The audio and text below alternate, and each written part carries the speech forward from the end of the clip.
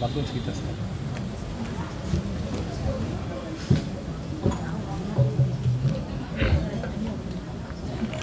हरे कृष्ण।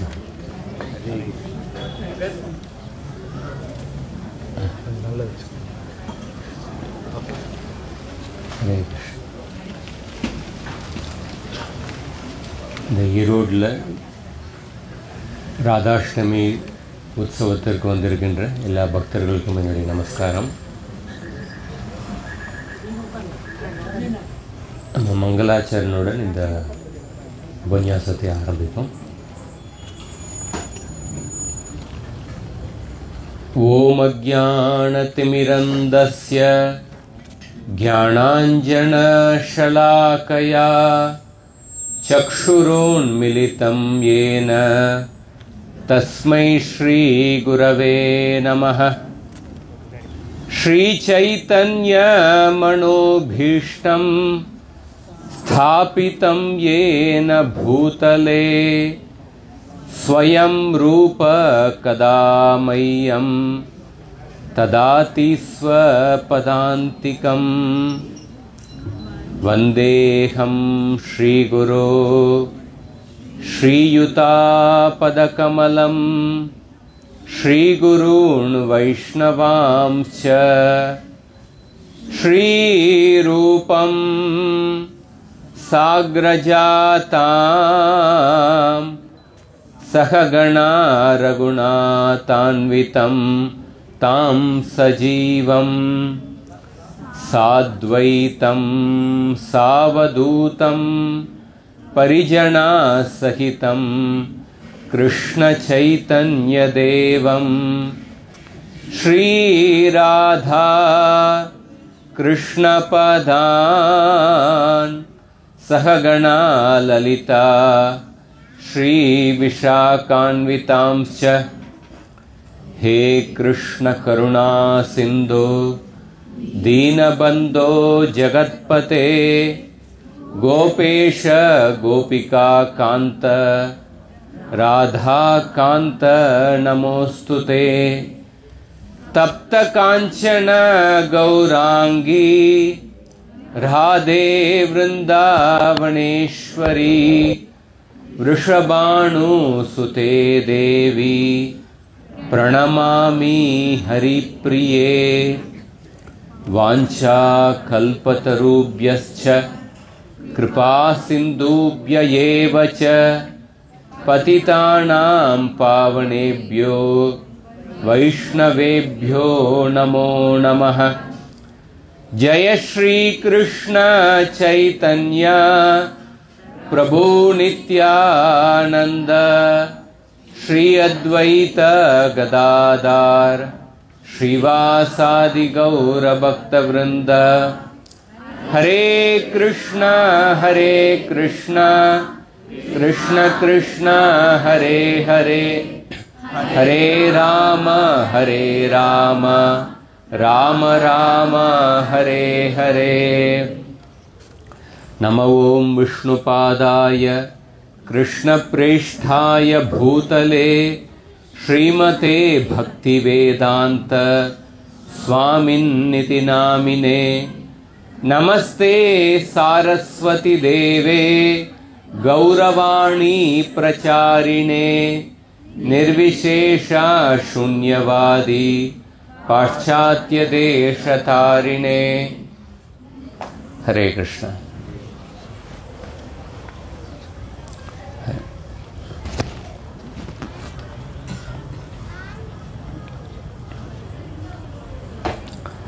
இங்கு வந்திருக்கின்ற எல்லா பக்தர்களுக்கும் என்னுடைய நமஸ்காரம்.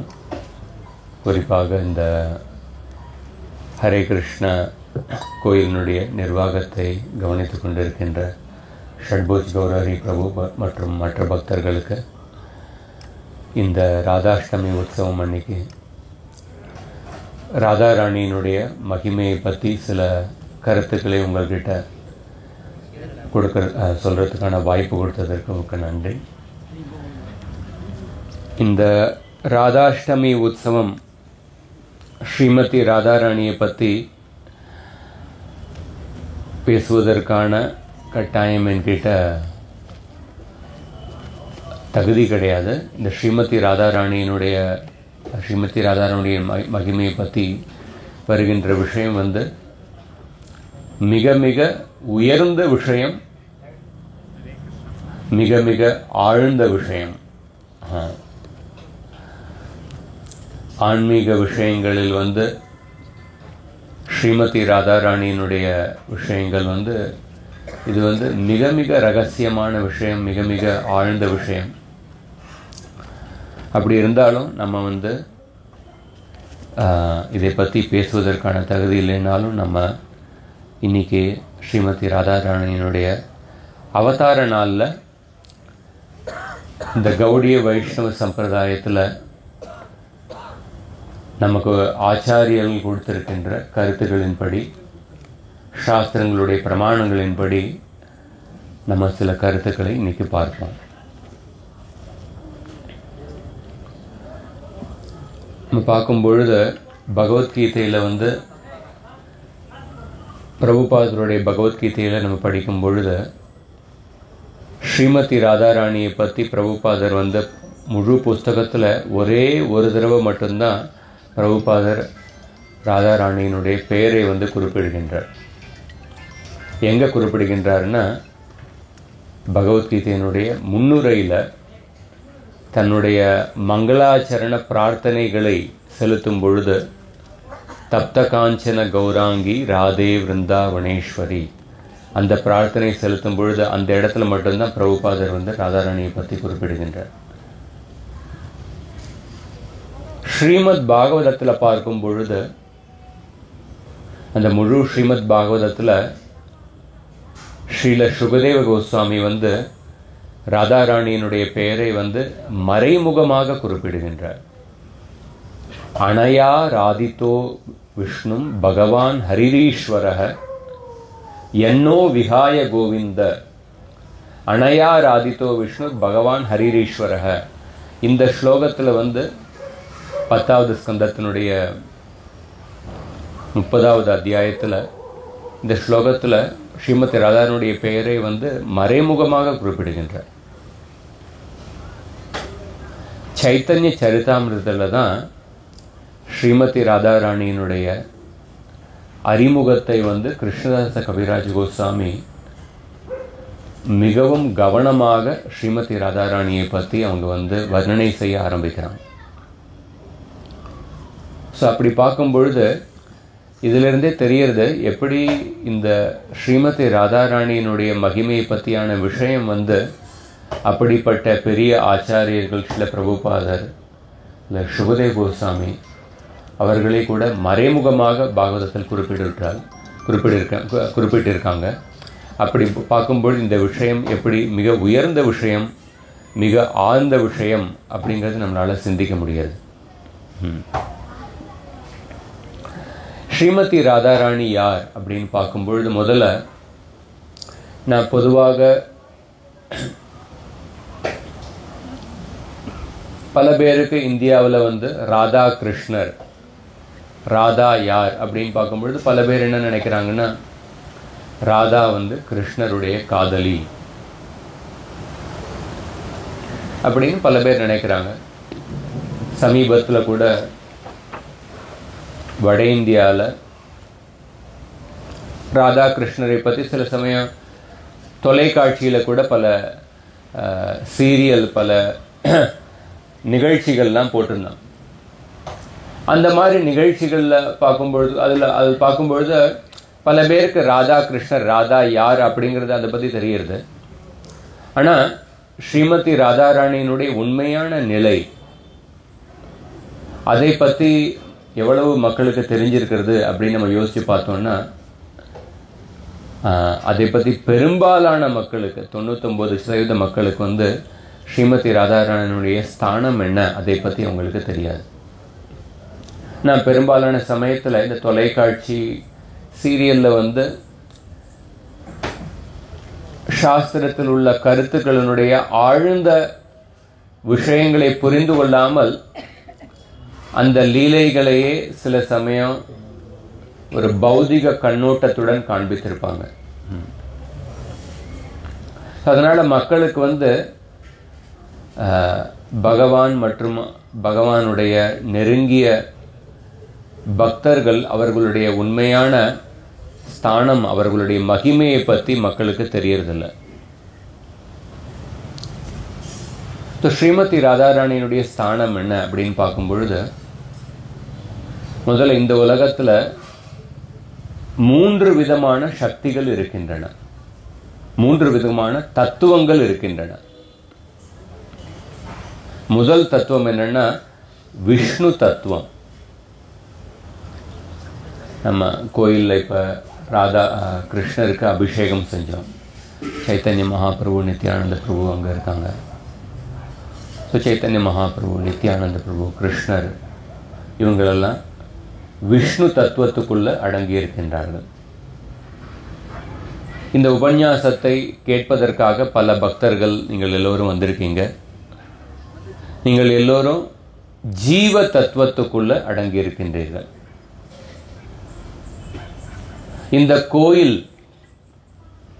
இந்த கோயில் வந்து சக்தி தத்துவத்துக்குள்ள அடங்கி இருக்கின்றது.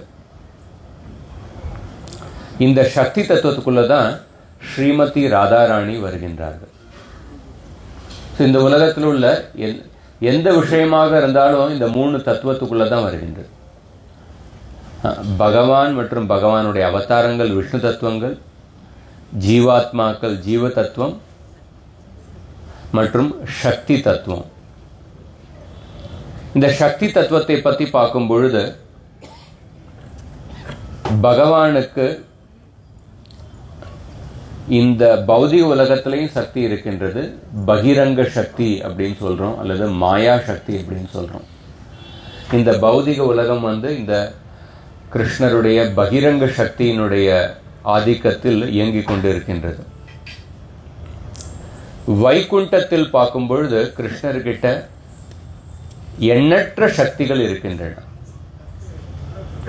அந்த எண்ணற்ற சக்திகளை வந்து 3 பிரிவுகளில் பிரிக்கப்பட்டுள்ளது. அந்த வைகுண்டத்தில் உள்ள எண்ணற்ற அந்தரங்க சக்திகள், ஆன்மீக சக்திகள், கிருஷ்ணருடைய ஸ்வரூப சக்தி 3 பிரிவுகளுக்குள்ள பிரிக்கப்பட்டுள்ளது. இதை வந்து விஷ்ணு புராணத்தில் உள்ள ஒரு ஸ்லோகத்தில் சொல்லப்பட்டுள்ளது. க்லாதினி சந்தினி சம்வித் त्वय्येका सर्वसंस्थितौ ह्लाद ताप करी मिश्रा त्वयिनो गुणवर्जिते.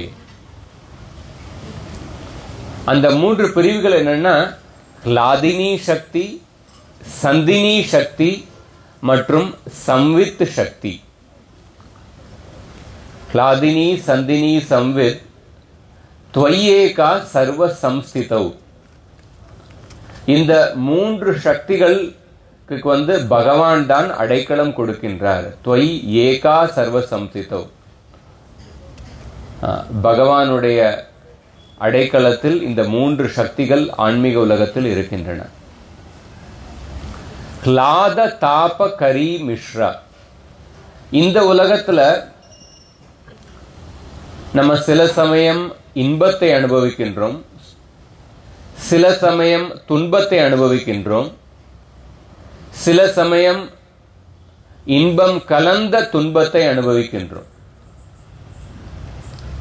இந்த 3 விஷயங்களும் சத்வகுணம், ரஜோகுணம், தமோகுணத்தினால இந்த உலகத்துல இன்பம், துன்பம் அல்லது இன்பம் கலந்த துன்பத்தை நம்ம அனுபவித்துக் கொண்டு இருக்கின்றோம். त्वयिनो गुणवर्जिते.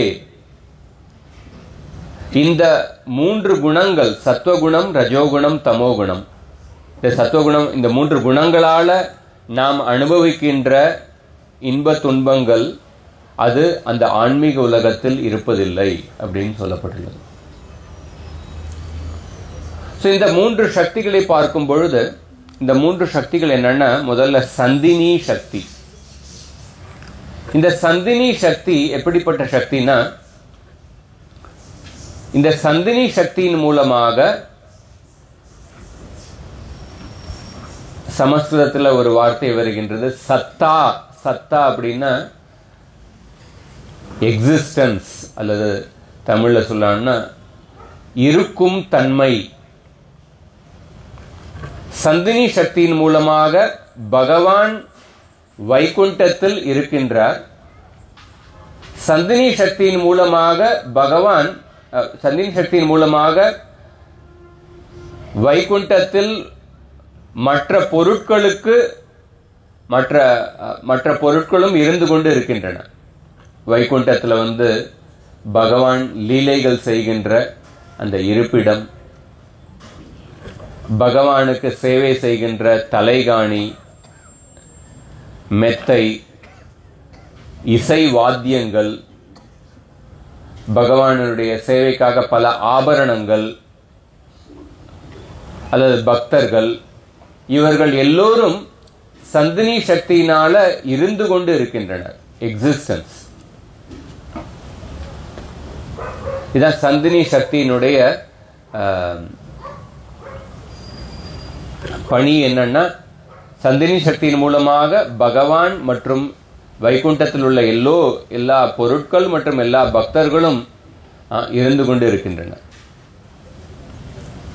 சம்வித் சக்தி அப்படிங்கிறது என்னன்னா, சம்வித் சக்தியின் மூலமாக பகவான் ஞானத்தை பெறுகின்றார் மற்றும் வைகுண்டத்தில் உள்ள மற்றவர்களுக்கு ஞானத்தை கொடுக்கின்றார். எப்படி பக்தர்கள் பகவானுக்கு சேவை செய்ய வேண்டும்? ஒரு இசை வாத்தியங்கள் இருக்கின்றன. அந்த இசை வாத்தியங்களை எப்படி வாசித்து கிருஷ்ணருக்கு சேவை செய்ய வேண்டும்? சமையல் செய்யறதுக்காக, மைசூர் பாகு செய்யறதுக்காக பொருட்கள் இருக்கின்றன.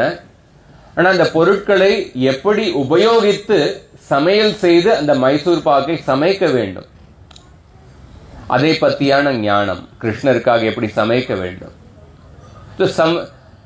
சம்வித் சக்தியின் மூலமாக பகவான் எல்லோருக்கும் ஞானத்தை, ஆன்மீக ஞானத்தை கொடுக்கின்றார்.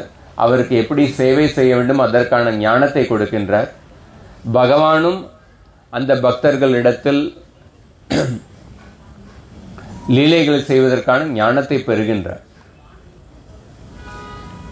இது சம்வித் சக்தி. அதற்கப்புறம் ஹ்லாதினி சக்தி. ஹ்லாதினி சக்தி, இந்த ஹ்லாதினி சக்தியின் மூலமாக பகவான் தன்னுடைய லீலைகளை செய்யும் பொழுது ஆனந்தத்தை பெறுகின்றார். மற்றும் பக்தர்களும் பகவானுடைய லீலைகளில் பங்கேற்கும் பொழுது அவர்களும் இந்த ஹ்லாதினி சக்தியின் மூலமாக ஆனந்தத்தை பெறுகின்றனர். அப்படின்னு இந்த 3 சக்திகளை பற்றி வர்ணனை செய்யப்பட்டுள்ளது. இதை பற்றி பார்க்கும் பொழுது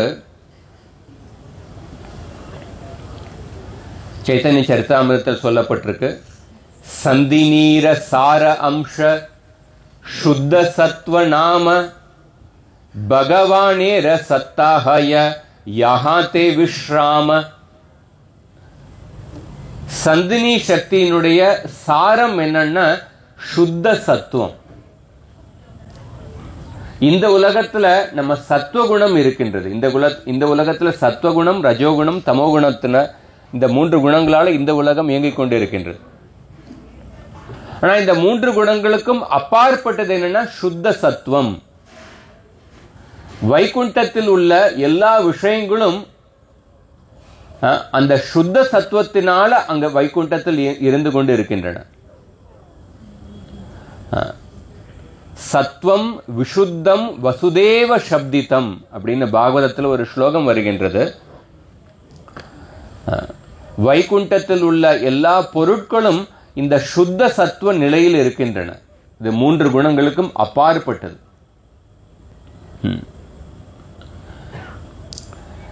சம்வித் சக்தியினுடைய சாரம் என்னன்னா, கிருஷ்ணே பகவத்தா ஞான संवितेर सार ब्रह्मज्ञानादिक सब तार परिवार. संवित சக்தியினுடைய சாரம் என்னன்னா, கிருஷ்ணர் ஸ்வயம் பகவான் அப்படிங்கிற அந்த ஞானம் நம்ம சம்வித் சக்தியினால நம்ம பெறுகின்றோம். அது மட்டுமல்ல, பகவானோடு சம்பந்தப்பட்ட மற்ற எல்லா ஞானம், ஜீவாத்மாவினுடைய ஸ்வரூபம் என்ன,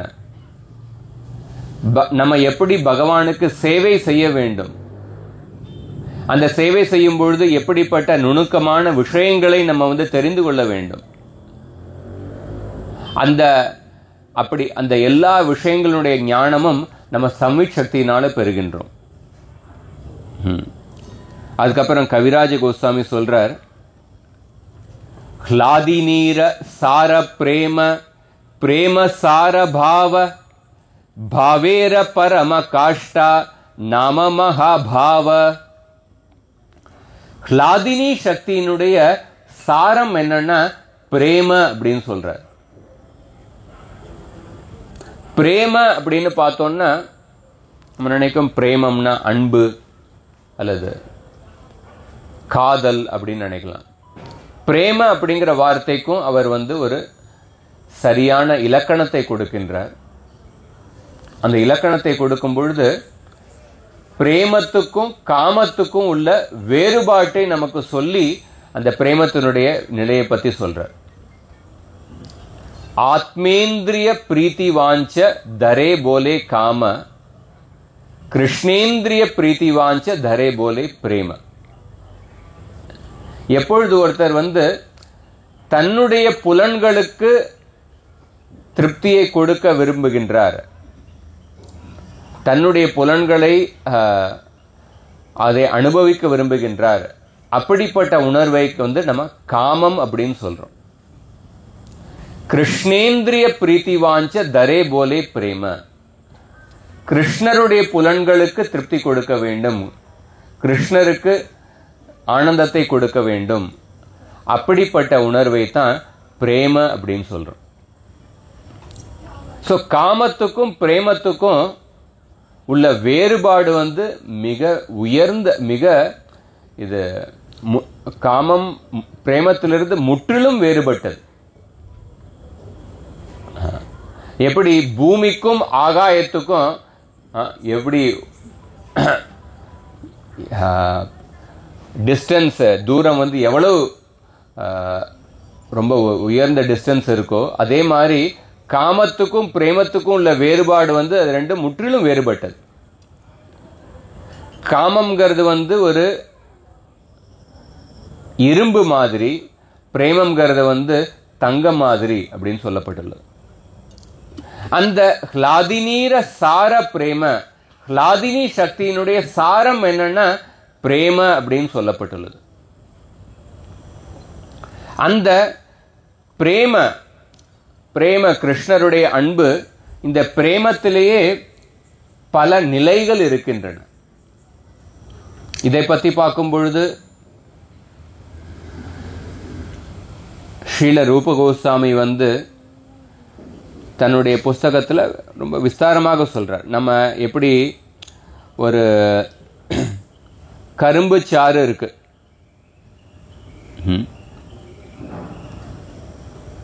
கரும்பு சாறு முதல்ல நம்ம கரும்பை ஒரு விதையை விதைச்சு கரும்பை வளர்க்கிறோம்.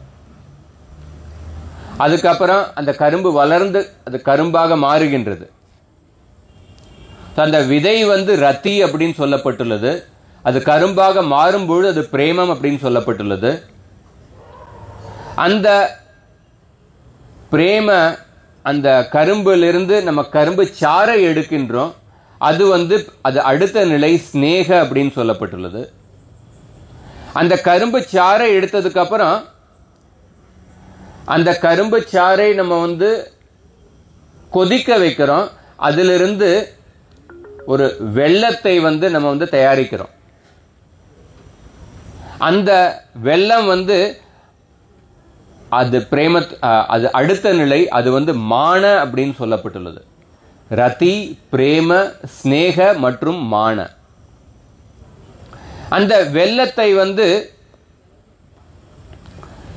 அதுக்கப்புறம் இன்னும் ப்ராசஸ் பண்றாங்க. ப்ராசஸ் பண்ணும் பொழுது அது ஆரம்பத்தில் அன்ரிஃபைன்டு ஒரு என்ன சொல்ற அன்ரிஃபைன்ட் தமிழில் சுத்திகரிக்கப்படாத நிலையில் இருக்கு, கட்டி கட்டியா இருக்கு.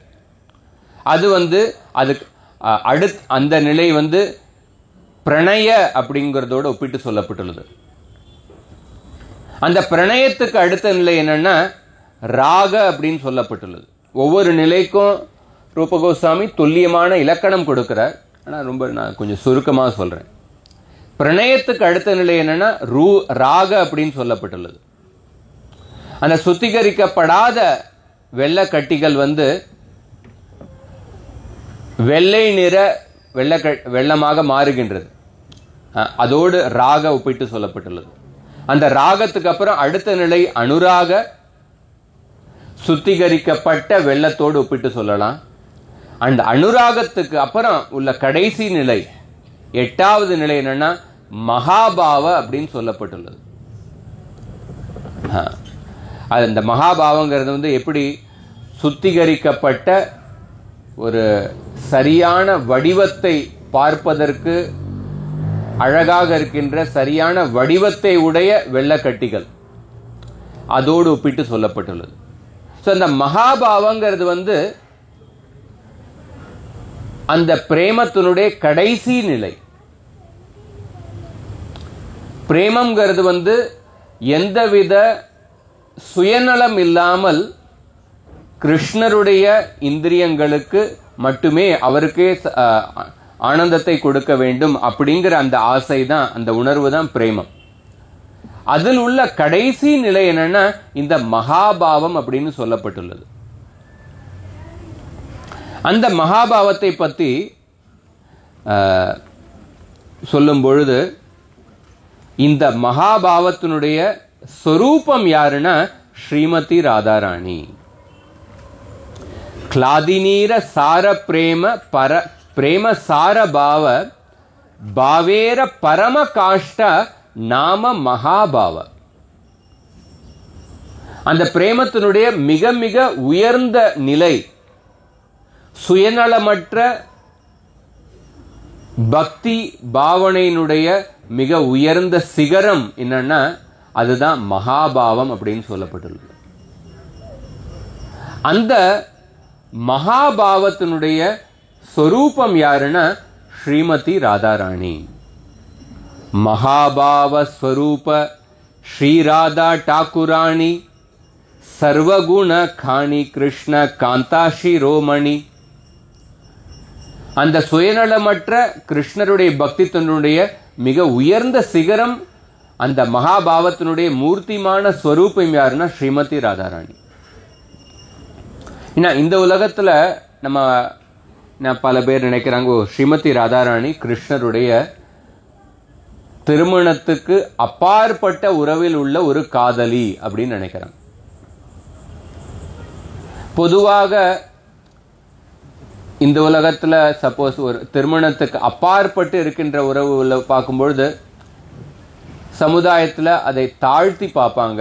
ஒரு சுயநலத்துக்காக ஒருத்தர் தன்னுடைய சுய இன்பத்துக்காக இவங்களை ஏமாத்திட்டாங்களே, இவங்க திருமணத்துக்கு அப்பாற்பட்டு உறவை வைத்திருக்காங்களே அப்படின்னு அதை சமுதாயத்தில் நம்ம தாழ்த்தி பார்க்கிறோம்.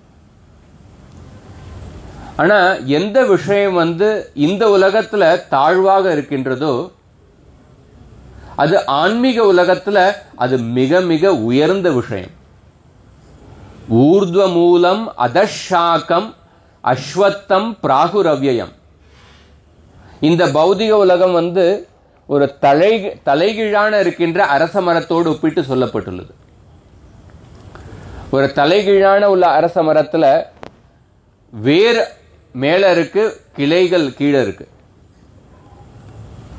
அந்த மாதிரியான மரத்தை நம்ம ஒரு நதியில ஒரு மரத்தினுடைய பிரதிபிம்பத்தை பார்க்கும்போது பார்ப்போம். ஆனா எது கீழே இருக்கின்றதோ பிரதிபிம்பத்துல அது உண்மையான மரத்துல அது மேல் பகுதியில் இருக்கும். எந்த விஷயம் நம்ம இந்த உலகத்துல தாழ்வாக பார்க்கிறோமோ அந்த விஷயம் ஆன்மீக உலகத்துல மிக மிக உயர்ந்த விஷயம். ஆன்மீக உலகத்துல அதுதான் சுயநலமற்ற பக்தி தொண்டனுடைய உயர்ந்த சிகரம் அப்படின்னு சொல்லப்பட்டுள்ளது. அதுதான் ஸ்ரீமதி ராதாராணியினுடைய கதாபாத்திரம். அந்த ஸ்ரீமதி ராதாராணி கிருஷ்ணருடைய இந்த அந்தரங்க சக்தியினுடைய மூர்த்திமான ஸ்வரூபம், ஹ்லாதினி சக்தியினுடைய மூர்த்திமான ஸ்வரூபம். சர்வகுண கணி கிருஷ்ண காந்தா சிரோமணி. கிருஷ்ண காந்தா சிரோமணி, சர்வகுண கணி அப்படின்னா ஸ்ரீமதி ராதாராணி எல்லா விதமான மிக உயர்ந்த குணங்களினுடைய இருப்பிடம். கிருஷ்ண காந்தா சிரோமணினா கிருஷ்ணருடைய ராணிகள், கிருஷ்ணருடைய எல்லா ராணிகளினுடைய மிக உயர்ந்த சூடாமணி. தலைவி யாருன்னா ஸ்ரீமதி ராதாராணி. அதனால தான் கவிராஜ கோஸ்வாமி சொல்றார், ஸ்ரீமதி ராதாராணி தான் துவாரகையில்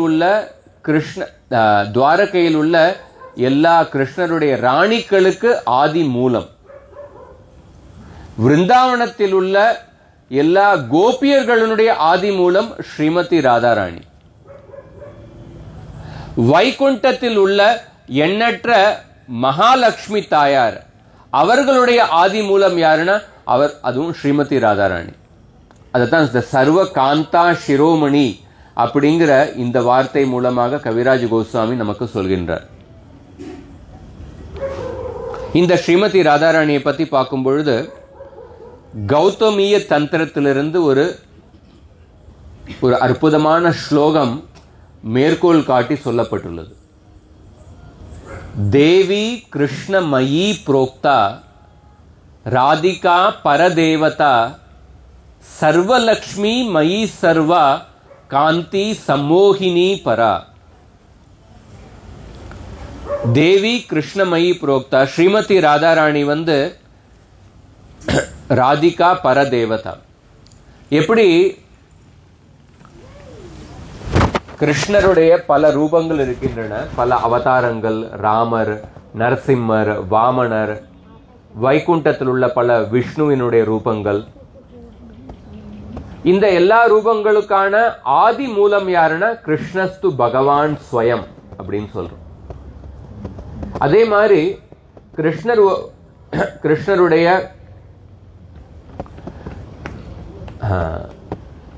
கிருஷ்ணருடைய கன்சார்ட், தமிழ் என்ன சொல்லுவோம், கிருஷ்ணருடைய துணைவி.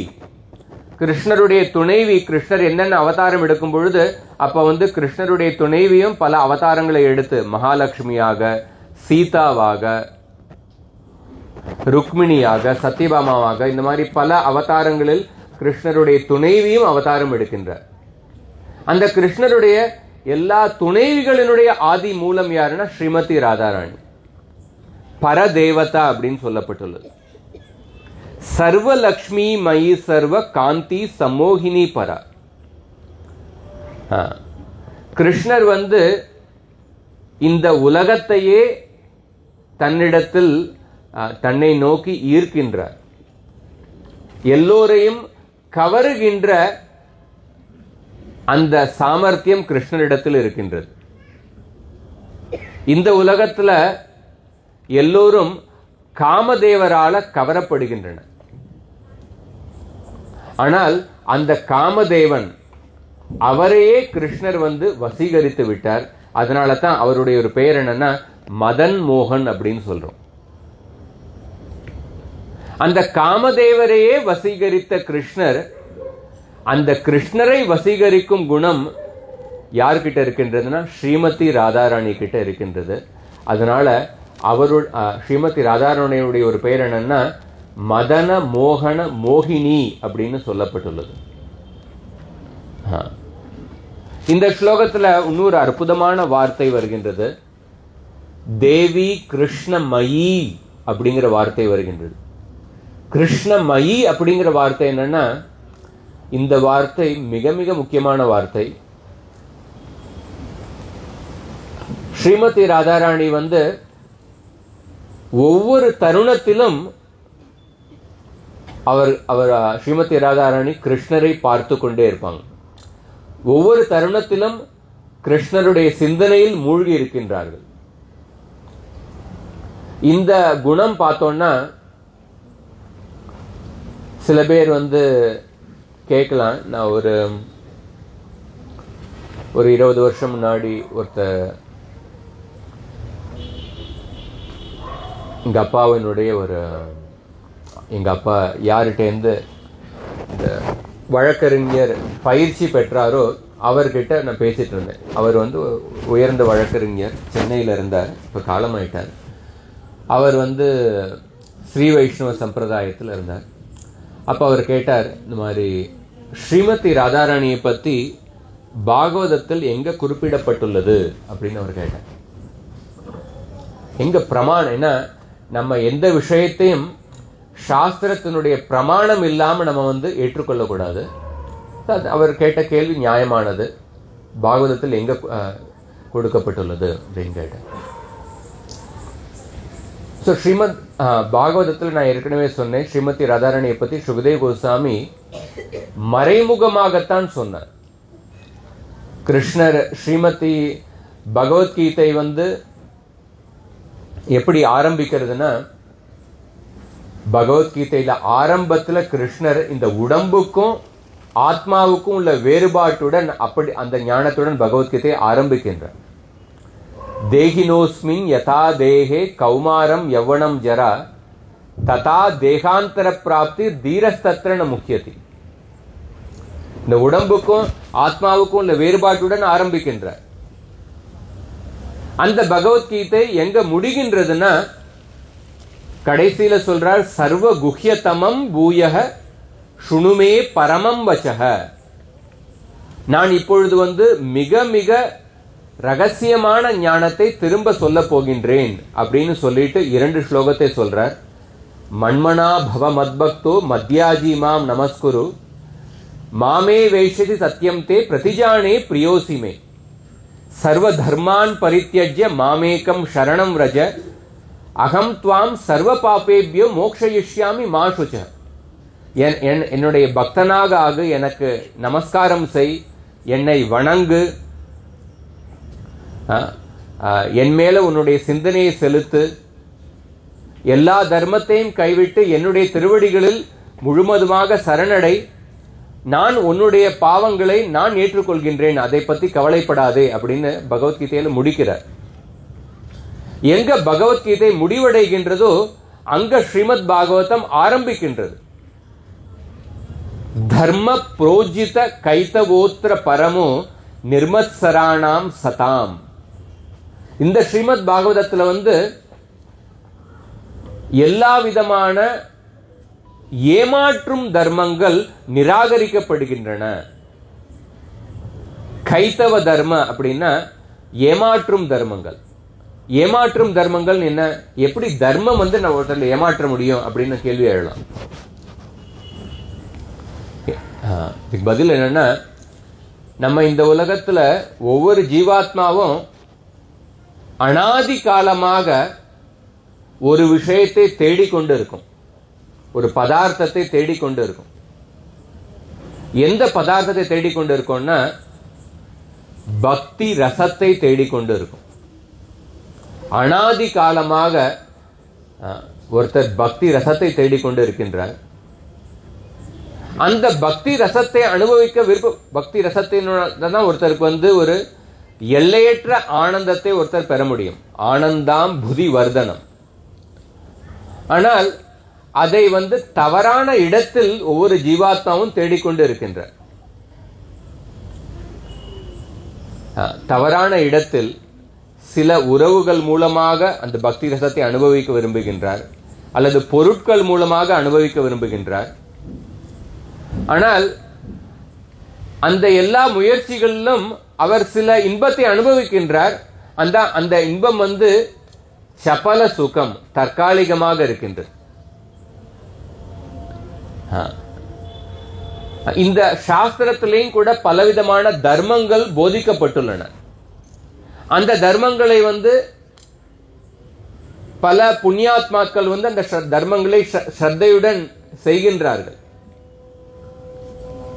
அதன் மூலமாக அவர்கள் அந்த பக்தி ரசத்தினுடைய எல்லையற்ற ஆனந்தத்தை பெறுவதன் முயற்சியுடன் செய்கின்றார்கள்.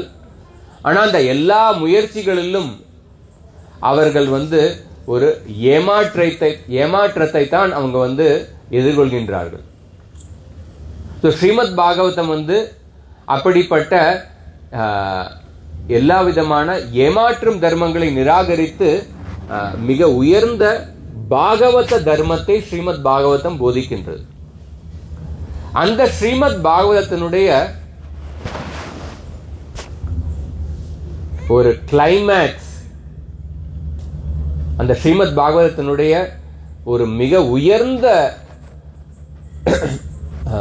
ஒரு சந்தர்ப்பம், சூழ்நிலை எங்க சொல்லப்பட்டுள்ளதுன்னா 10வது ஸ்கந்தத்துல கிருஷ்ணருடைய லீலைகளை பற்றி வர்ணிக்கும் பொழுது சுகதேவ கோஸ்வாமி கிருஷ்ணருக்கும் கோபியர்களுக்கும் இடையே நடந்த அந்த ராச லீலையில ஸ்ரீமத் பாகவதம் ஒரு கிளைமேக்ஸ்ல கொண்டு போகிறது. அந்த அந்த அந்த இதுக்காக சொல்ல அந்த அந்த மாதிரி ஸ்ரீமத் பாகவதம் பகவத்கீதை எப்படி ஆரம்பிக்கிறது, அதுக்கப்புறம் ஸ்ரீமத் பாகவதத்துல அந்த கிளைமேக்ஸ்ல ராசலீலையில சுகதேவ கோஸ்வாமி கிருஷ்ணருக்கும் கோபியர்களுக்கும் இடையே இந்த லீலை வர்ணனை செய்கிறார். அதுல கிருஷ்ணர் எல்லா கோபியர்களையும் விட்டு ஸ்ரீமதி ராதாராணி பின் தொடர்ந்து செல்கின்றார். அந்த ஸ்ரீமதி ராதாராணி கிருஷ்ணரை மற்ற கோபியர்களை கைவிட விட்டு தனக்கு பின்னாடி கூட்டிக் கொண்டு போகின்றார். அப்ப ஸ்ரீமதி ராதாராணி கிட்ட கிருஷ்ணரிடத்தில் எப்படிப்பட்ட உயர்ந்த அன்பு இருந்தது, அந்த உயர்ந்த அன்புக்காக கிருஷ்ணர் மற்ற கோபியர்களையும் விட்டு ஸ்ரீமதி ராதாராணி பின்னாடி செல்கின்றார். அந்த சந்தர்ப்பத்துல சுகதேவ கோஸ்வாமி ஸ்ரீமதி ராதாராணியினுடைய பெயரை மறைமுகமாக சொல்கின்றார். ஏன் அவர் மறைமுகமாக சொல்கின்றார்னா, ஏன்னா சுகதேவ கோஸ்வாமி ஸ்ரீமதி ராதாராணியினுடைய ஒரு உயர்ந்த பக்தர். அவர் நினைச்சார், நான் இந்த ஸ்ரீமதி ராதாராணியினுடைய பெயரை நான் நேரடியாக சொன்னேன்னா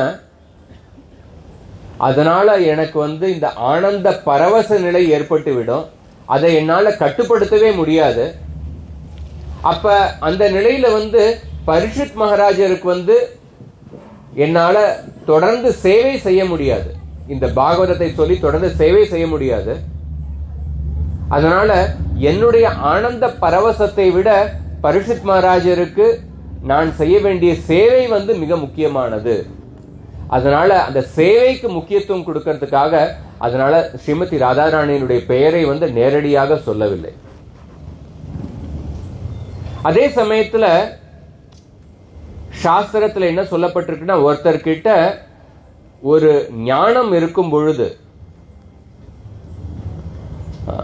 அதை தன்னுடைய வாழ்க்கையில யாராவது ஒருத்தர்கிட்டாவது அந்த ஞானத்தை கொடுக்க வேண்டும். அப்படி கொடுக்கவில்லை என்றால் அவர் பிரம்ம ராட்சசராக மாறிவிடுவார் அப்படின்னு சொல்லப்பட்டுள்ளது. என்ன, ஒரு கல்வி, யாருக்கிட்ட ஒரு கல்வி இருக்கும்பொழுது அதை மற்றவங்களுக்கு கொடுக்க வேண்டும், எந்த நிபந்தனை இல்லாமல் அந்த மற்றவங்களுடைய தகுதியை பார்த்து விட்டு அதை கொடுக்க வேண்டும். அதுலயும் இந்த சுகதேவ கோஸ்வாமி கிட்ட மிக உயர்ந்த ரகசியமான ஞானம் இருக்கின்றது, ஸ்ரீமதி ராதாராணியை பத்தியான ஞானம். அந்த ஞானத்தை அவர் கொடுக்க வேண்டும், அதே சமயத்தில் அவர் நேரடியாக சொல்லவும் முடியாது. அதனால அவர் மறைமுகமாக சொன்னார். அதனால மறைமுகமாக சொன்னார். அப்படி பார்க்கும் பொழுது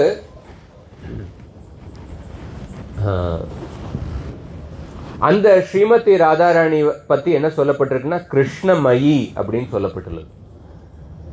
கிருஷ்ணமயினா எல்லா சந்தர்ப்பத்திலும் ஸ்ரீமதி ராதாராணி கிருஷ்ணருடைய சிந்தனையில் சேவையில் மூழ்கி இருக்கின்றார். ஸ்ரீமதி ராதாராணி கிட்ட இப்படிப்பட்ட கிருஷ்ண உணர்வு இருக்கிறதுனால தான், அதுதான் நம்மளுடைய வாழ்க்கையில கிருஷ்ண பக்தியில முன்னேறுவதற்கு ஒரு தகுந்த வாய்ப்பை கொடுக்கின்றது. எப்படின்னு பார்த்தோம்னா, நம்ம நம்மளுடைய வாழ்க்கையில பல குறைகள், பல தோஷங்கள் இருக்கின்றன. ஆனா ஸ்ரீமதி ராதாராணி கிட்ட ஒரு ஆரம்ப நிலையில் உள்ள ஒரு பக்தர் வரும் பொழுதும் ஸ்ரீமதி ராதாராணி அந்த பக்தரை பார்த்து விட்டு கிருஷ்ணர் கிட்ட சிபாரிசு செய்கின்றார். இந்த பக்தர் என்னை விட உயர்ந்த பக்தர், இந்த பக்தர் அர்ப்பணிக்கின்ற சேவையை நீங்கள் ஏற்றுக்கொள்ளுங்கள் அப்படின்னு அவர் ஸ்ரீமதி ராதாராணி கிருஷ்ணர் கிட்ட சிபாரிசு செய்கின்றார்.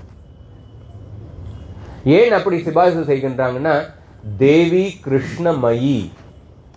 ஏன்னா ஸ்ரீமதி ராதாராணி ஒருத்தர்கிட்ட எண்ணற்ற தோஷங்கள் இருந்தாலும் அந்த நபர்கிட்ட இருக்கின்ற சிறிதளவு ஒரு சின்ன ஒரு தீப்பொறி மாதிரி இருக்கின்ற, கிருஷ்ணருக்கு சேவை செய்கின்ற தீப்பொறி மாதிரி இருக்கின்ற அந்த ஆசையை மட்டுமே ஸ்ரீமதி ராதாராணி அதற்கு முக்கியத்துவம் கொடுத்து அவர்கிட்ட இருக்கின்ற கோடானு கோடி தோஷங்களை பார்க்காமல் அந்த தீப்பொறி மாதிரி இருக்கின்ற சிறிய ஆசையை பார்த்து அந்த பக்தரை கிருஷ்ணர் கிட்ட சிபாரிசு செய்கின்றார்.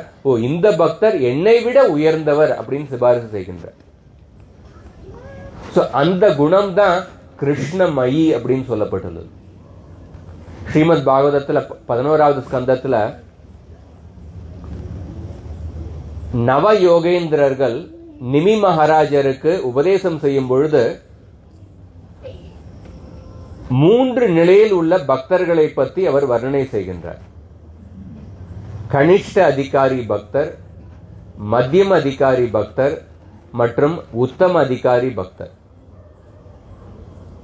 அந்த உத்தம அதிகாரி பக்தரை பற்றி சொல்லும் பொழுது அவர் சொல்றார், சர்வபூதேஷு யஹ பஷ்யேத் பகவத் பாவம் ஆத்மனஹ பூதானி பகவத் யாத்மன் ஏஷ பாகவதோத்தமஹ.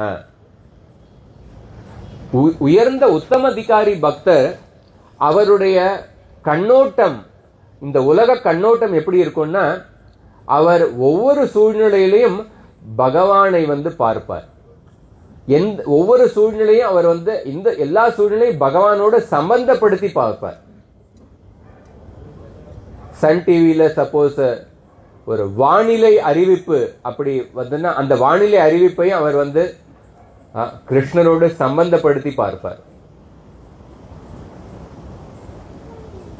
கோட் படத்தை பத்தி ஒரு விளம்பரம் வந்ததுன்னா அந்த விளம்பரத்தை அவர் கிருஷ்ணரோடு சம்பந்தப்படுத்தி பார்ப்பார்.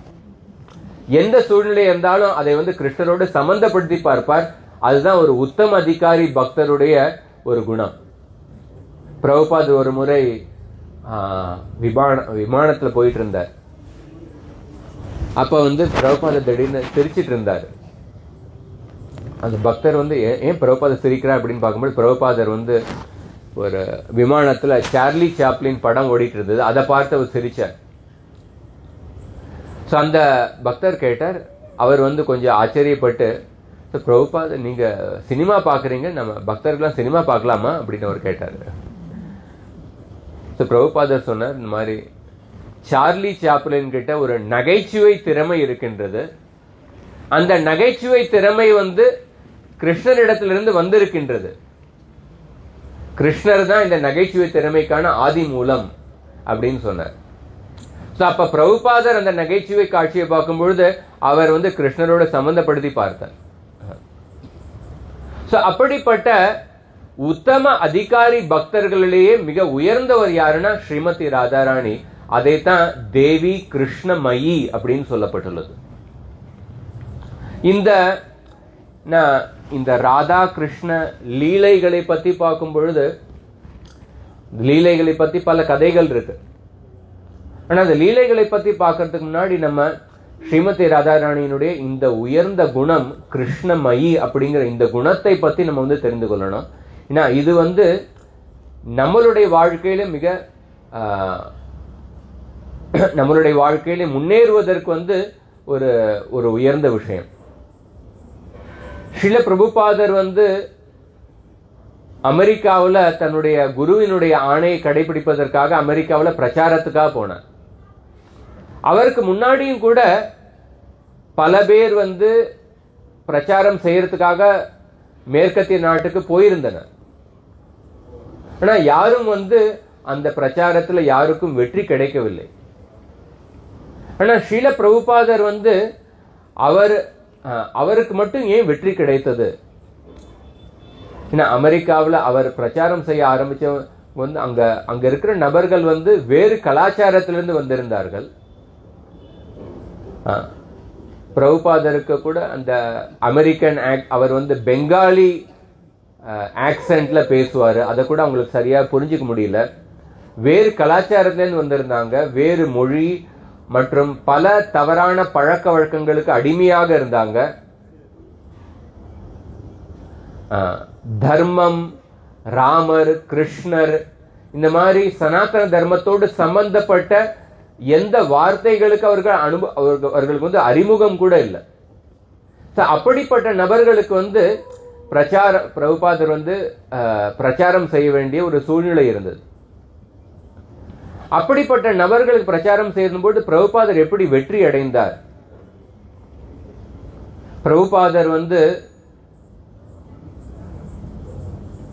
கிருஷ்ண பக்தியினுடைய தலைநகரமான விருந்தாவனத்திலிருந்து நியூயார்க் நகரம், கலியுகத்தினுடைய தலைநகரான நியூயார்க் நகரத்துக்கு சென்றார்.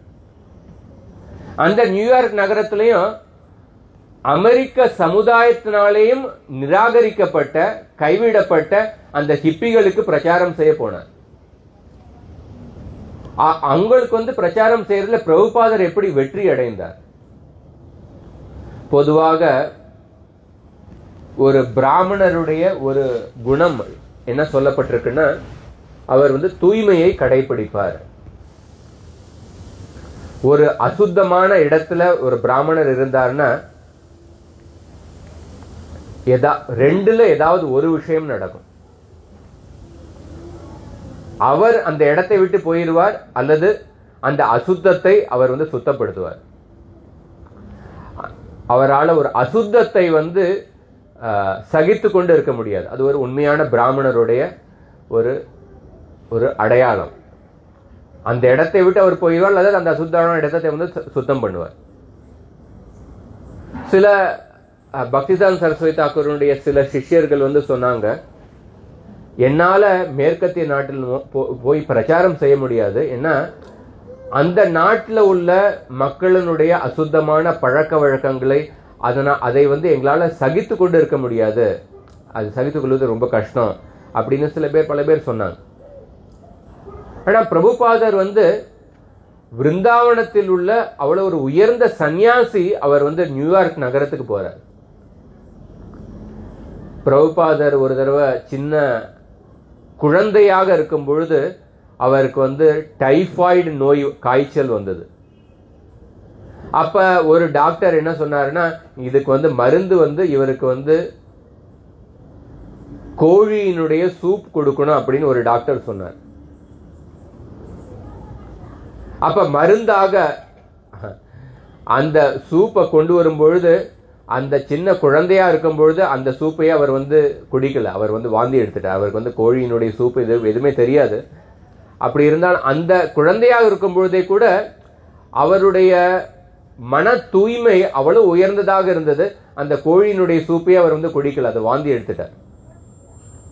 அப்படிப்பட்ட உயர்ந்த மன தூய்மை உடைய ஸ்ரீல பிரபுபாதர் அந்த கலியுகத்தினுடைய தலைநகரமான நியூயார்க் நகரத்துக்கு செல்கின்றார். அங்க அந்த ஹிப்பிகளுடன் பிரச்சாரம் செய்யும் பொழுது அவர் எப்படி வெற்றி அடைந்தார்னா, அந்த பிரபுபாதர் கிட்ட தேவி கிருஷ்ண மயி புரோக்தா, இந்த ஸ்ரீமதி ராதாராணியுடன் எந்த குணம் இருந்ததோ அதே குணத்தை அவர் வெளிப்படுத்தினார். ஒரு முறை 26 செகண்ட் அவென்யூல அவர் உபன்யாசம் செய்து கொண்டு இருந்தார். அப்ப ஒருத்தர் அந்த கழிவறையில போய் அந்த டிஷ்யூ பேப்பரை மாத்துறதுக்காக வந்தார். பிரபுபாதர் சொன்னார், ஓ இவர் இவர் பாருங்க, இவர் பக்தி சேவையை ஆரம்பித்து விட்டார் அப்படின்னு அவர் செஞ்ச சாதாரண சேவையை பாராட்டி சொன்னார். அந்த குணம் அந்த அமெரிக்க சமுதாயத்துக்குள்ள அந்த ஹிப்பிகளுக்கு கிட்ட இருக்கின்ற ஒரு தீப்பொறி மாதிரி, ஒரு சின்ன பொறி மாதிரி இருந்த கிருஷ்ணருக்கு சேவை செய்ய வேண்டும் அப்படிங்கிற அந்த தீப்பொறி மாதிரி இந்த ஆசையை அதன் மேல கவனம் செய்தார். அவங்க கிட்ட பல தோஷங்கள் இருந்தன, பல தவறான பழக்கங்கள் இருந்தன. அதை பொருட்படுத்தாமல் அந்த தீ பொறி மாதிரி இருந்த அந்த ஆர்வத்தை அவர் விசிறினார். He fanned that spark. So அதனால அவங்க அந்த அந்த ஹிப்பிக்கள் உயர்ந்த பக்தர்களாக மாறினர். So அந்த அந்த குணம் தான் தேவி கிருஷ்ணமயி அப்படின்னு சொல்லப்பட்டுள்ளது. அதுதான் ஒரு உத்தம அதிகாரியினுடைய குணம். ஒருத்தர்கிட்ட பலவிதமான தோஷங்கள் இருந்தாலும் அவர்கிட்ட இருக்கின்ற ஒரு சின்ன நல்ல குணத்தை அதை பெரிதுபடுத்தி பார்க்கிறது. அந்த உத்தமாதிகாரி பக்தர்களுடைய அந்த உத்தமாதி பக்தர்களுடைய தலை உயர்ந்த சிகரம் யாருன்னா ஸ்ரீமதி ராதாராணி. சோ அதை பற்றி பார்க்கும் பொழுது ஒரு விதத்துல பார்த்தோம்னா ஸ்ரீமத் பாகவதத்துல ஸ்ரீமதி ராதாராணியை பத்தி ஒரே ஒரு இடத்துல தான் மறைமுகமாக சொல்லப்பட்டுள்ளது அப்படின்னு சொன்னேன். ஆனா யார் ஸ்ரீமதி ராதாராணியுடைய பக்தனாக இருக்கின்றார்களோ அவர்கள் ஸ்ரீமதி ராதாராணியை பாகவதம் முழுவதும் ஆரம்பத்திலிருந்து கடைசி வரைக்கும் ஸ்ரீமதி ராதாராணியை பார்க்கின்றார்கள். இதற்கு சில உதாரணம் சொல்றேன். எப்படி இந்த ஸ்ரீமதி ராதாராணியினுடைய இந்த குணத்தை பல பக்தர்கள் ஸ்ரீமத் பாகவதத்தில் வெளிப்படுத்தியுள்ளனர். உதாரணத்துக்கு பார்த்தோம்னா பரீட்சித் மகாராஜர் நானுத்வேஷ்டி கலிங் சம்ராட் சாரங்கோ இவ சாரபுக். கலியுகத்தை பத்தி சொல்லப்படும் பொழுது கலியுகம் தோஷங்களினுடைய பெருங்கடல் அப்படின்னு சொல்லப்பட்டுள்ளது. கலேர் தோஷ நிதேராஜன் அஸ்தியேகோ மகான் குணக. குறைகள் தோஷங்களுடைய பெருங்கடல், பெரும் சமுத்திரம் கலியுகம். ஆனா அப்படிப்பட்ட கலி புருஷனிடத்தில் பரீட்சித் மகாராஜர் ஒரு நல்ல குணத்தை பார்த்தார். ஏன்னா பரீட்சித் மகாராஜர் ஸ்ரீமதி ராதாராணியினுடைய அனுகிரகத்தை பெற்றவர்.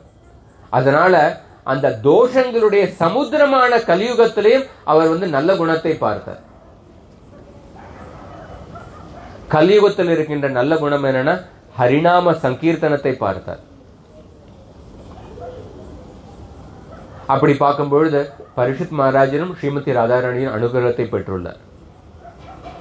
பரீட்சித் மகாராஜருக்கு திடீர்னு 7 நாட்களில் மரணம் எடுப்பதற்கான சாபம் கொடுக்கப்பட்டது. ஆனா அந்த சாபத்தையே பரீட்சித் மகாராஜர் கிருஷ்ணரே இந்த சாபம் மூலமாக என்னுடைய வாழ்க்கையில் வந்திருக்கின்றார். தஸ்யைவ மே கஸ்ய பராவரேஷு வியாசக்த சித்தஸ்ய கிருஹேஷ்வபீக்ஷ்ணம் நிர்வேத மூலோ த்விஜசாப ரூபோ யத்ர பிரசக்தோ பயமாஷு தத்தே. கிருஷ்ணரே இந்த சாபம் மூலமாக என்னுடைய வாழ்க்கையில் வந்திருக்கின்றார் அப்படின்னு அந்த ஒரு துரதிருஷ்டவசமான சூழ்நிலையிலும் அவர் கிருஷ்ணரை பார்த்தார். அப்படின்னா அவர் ஸ்ரீமதி ராதாராணியினுடைய அனுகிரகத்தை பெற்றுள்ளார். உத்தவர் அவர் கிருஷ்ணருடைய பிரிவில் இருக்கும் பொழுது அவர் சொல்றார், மன்யே அசுரான் பாகவதாம் ஸ்ரதீஷே அப்படின்னு சொல்றார். என்னை விட இந்த அசுரர்கள் மிக உயர்ந்தவர்கள். ஏன்னா அந்த அசுரர்கள் கிருஷ்ணரை தரிசனம் செய்து அவர்களா இந்த உலகத்திலிருந்து மரணம் அடைவதற்கான ஒரு வாய்ப்பு கிடைத்திருக்கின்றது. ஆனால் எனக்கு அந்த வாய்ப்பு கிடைக்க போவதில்லை அப்படின்னு அசுரர்களை தன்னை விட உயர்ந்து போற்றி சொல்கின்றார். நாரத முனிவர் 7வது ஸ்கந்தத்தில் சொல்லும் பொழுது அவர் சொல்றார், அசுரர்கள் என்னை விட உயர்ந்தவர் அப்படின்னு சொல்றார்.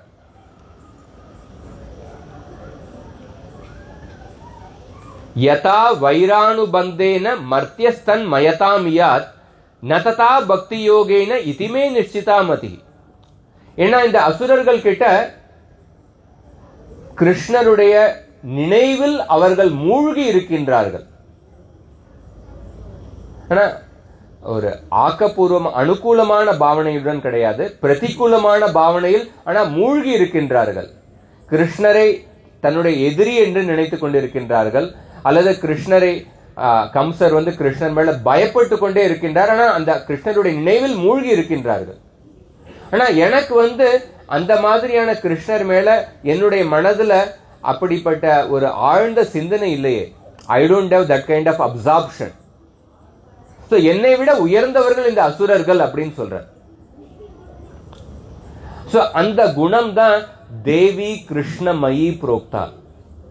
அந்த அசுரர்கள் கிட்டையும் நாரதர் அவர்களையும் பாராட்டி பாடுறார். ஏன்னா இவர்கள் கிட்ட கிருஷ்ணர் மேல உள்ள ஈடுபாடு என்கிட்ட இல்லையே அப்படின்னு அவர் ஏக்கப்படுறார். சோ இந்த எப்படி ஸ்ரீமதி ராதாராணி கிட்ட ஒரு ஆரம்ப நிலையில் உள்ள பக்தர் அவரை பார்த்துட்டு கிருஷ்ணர் கிட்ட சிபாரிசு செய்கின்றாரோ, அந்த ஸ்ரீமதி ராதாராணியினுடைய அனுகிரகத்தை பெற்ற நாரதரோ சரி, உத்தவரோ சரி, பரீட்சித் மகாராஜரோ சரி, மற்றும் பல உதாரணங்கள், அவர்களும் அதே சிந்தனையை வெளிப்படுத்துகின்றார்கள். அதனால்தான் ஸ்ரீ பிரபுபாதர் அந்த 7வது ஸ்கந்தத்தினுடைய அந்த தாத்பரியத்துல பொருளுரையில என்ன சொல்றாருன்னா, இந்த ஸ்ரீமதி ராதாராணியினுடைய இந்த குணத்தை பத்தி சொல்றான். ஒரு ஆரம்ப நிலையில் உள்ள பக்தர்கள் வரும்பொழுது ஸ்ரீமதி ராதாராணி அந்த பக்தரை சிபாரிசு செய்து செய்கின்றார். அந்த குணத்தை இந்த நாரத முனிவர் சொன்ன அந்த ஸ்லோகத்தினுடைய பொருளுரையில் சொல்றார். சோ இந்த குணம் தான் பிரபுபாதர் தன்னுடைய ஆன்மீக பிரச்சாரத்துல அவர் பெற்ற வெற்றிக்கான காரணம் என்னன்னா இந்த குணம் தான். சோ இந்த குணத்தை பத்தி நம்ம சிந்திக்கும் பொழுது, இந்த குணத்தை நம்மளுடைய வாழ்க்கையில கொஞ்சமளமாவது நம்ம ஏற்றுக்கொண்டோம்னா, இதனால பக்தர்கள் சமுதாயத்துல உள்ள பல பிரச்சனைகள் அதுவும் தீரும். பல சமயம் நம்ம ஒருத்தவங்களோட நெகட்டிவ், அவங்களுடைய குறைகள் மேல நம்ம அதிக கான்சென்ட்ரேட் பண்றோம். ஒவ்வொருத்தர்கிட்டையும் பல குறைகள் இருக்கு. ஆனா அவங்க கிட்ட இருக்கின்ற அந்த தீப்பொறி மாதிரி இருக்கின்ற அந்த ஸ்ரத்தை, அந்த சின்சியாரிட்டி, அதை அது மேல நம்ம அதிக கவனம் செலுத்தி அதுக்கு நம்ம ஊக்கம் கொடுக்கும் பொழுது அதனால பல பிரச்சனைகள், பல சண்டை சச்சரவுகள், பல கருத்து வேறுபாடுகளுக்கு ஒரு தீர்வு வரும். இந்த ஸ்ரீமதி ராதாராணியினுடைய இந்த குணத்தை பத்தி நம்ம சிந்திக்கும் பொழுது, சைத்தன்ய மகாபிரபு ஜெகநாத் புரியில இருக்கும் பொழுது எப்படி இந்த குணத்தை அவர் வெளிப்படுத்தினார். ஏன்னா சைத்தன்ய மகாபிரபு அவர் வசுதேவ் கோஷ், கௌடிய வைஷ்ணவ சம்பிரதாயத்தில் ஒரு வசுதேவ் கோஷ் அப்படிங்கிறவர் ஒரு அருமையான பாடலை எழுதியுள்ளார். யதி கௌரண ஹொய்தோ தபேகி ஹொய்தோ கேமோனே தரிதாம் தே. சைத்தன்ய மகாபிரபு இந்த உலகத்தில் அவதாரம் செய்யவில்லை என்றால் இந்த உலகம் எப்படி ஆயிருக்கும்? ஒரு வெறிச்சோடி போயிருக்கும்.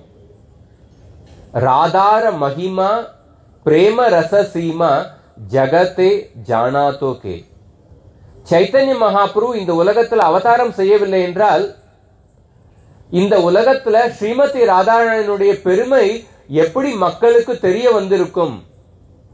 அது தெரிவதற்கான வாய்ப்பே இருந்திருக்காது அப்படின்னு சொல்ற. அப்படின்னா சைத்தன்ய மகாபிரபு மூலமாகத்தான் ஸ்ரீமதி ராதாராணியினுடைய பெருமையை நம்மளால அறிய முடியும். ஏன்னா சைத்தன்ய மகாபிரபு அவர் கிருஷ்ணர் ஸ்ரீமதி ராதாராணியினுடைய மனோபாவத்தை எடுத்துக்கொண்டு அவர் அவதாரம் செய்துள்ளார். அதனாலதான் அவருடைய ஒரு பெயர் என்னன்னா ரசராஜ மகாபாவ. கிருஷ்ணருடைய ஒரு பெயர் என்னன்னா ரசராஜ. ஸ்ரீமதி ராதாராணியினுடைய பெயர் என்னன்னா மகாபாவ ஸ்வரூபிணி அப்படின்னு சொன்னேன். அந்த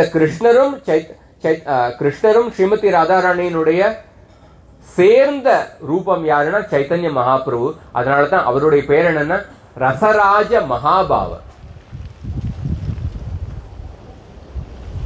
சைத்தன்ய மகாபிரபுவை பத்தி ஒரு அருமையான ஸ்லோகம் பிரபோதானந்த சரஸ்வதி தன்னுடைய சைத்தன்ய சந்திரோதயம் அதுல ஒரு அருமையான ஸ்லோகத்தை சொல்றார்.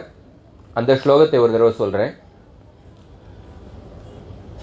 அதுல அவர் சொல்றார், யதா யதா கௌர பதார விந்தே விந்தேத பக்திம் கிருத புண்ணிய ராஷி ததா ததா ததோத்சர்பதி ஹிருத்ய கஸ்மாத் ராதா பதாம்போஜ சுதாம்சு ராஷிஹி.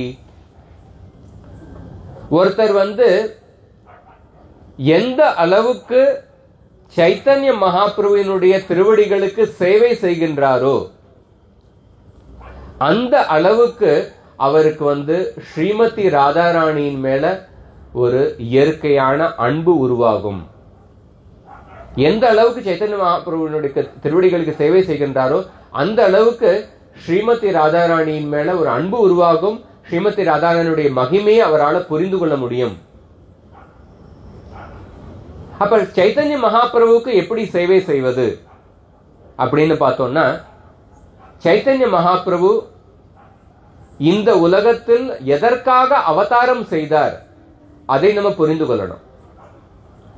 அவர் எதற்காக அவதாரம் செய்தார் அதை புரிந்து கொள்ளும் பொழுது அப்பதான் அவருக்கு எப்படி ஒருத்தருக்கு சேவை செய்யும் பொழுது அவர் என்ன விருப்பப்படுகின்றார் அதை நம்ம புரிந்து கொள்ளணும்.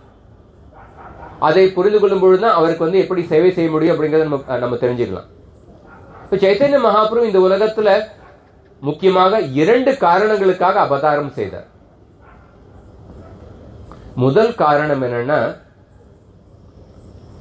கிருஷ்ண பிரேமத்தை இந்த உலகத்தில் கொடுப்பதற்காக, கிருஷ்ண பிரேமத்தை தன்னுடைய சங்கீர்த்தன யஜ்யம், கிருஷ்ணருடைய நாம சங்கீர்த்தனத்தை பரப்பி, யுக தர்மமான நாம சங்கீர்த்தனத்தை பரப்பி கிருஷ்ணருடைய அன்பை இந்த உலகத்தில் கொடுப்பதற்காக அவதாரம் செய்தார்.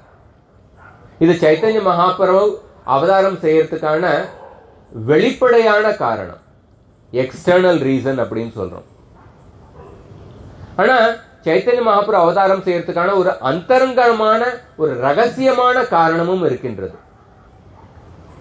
ஸ்ரீராதாயா பிரணய மகிமா கீதுஷோ வாணயைவ ஸ்வாத்யோ ஏனாத்புத மதுரிமா கீதுஷோ வா மதீய.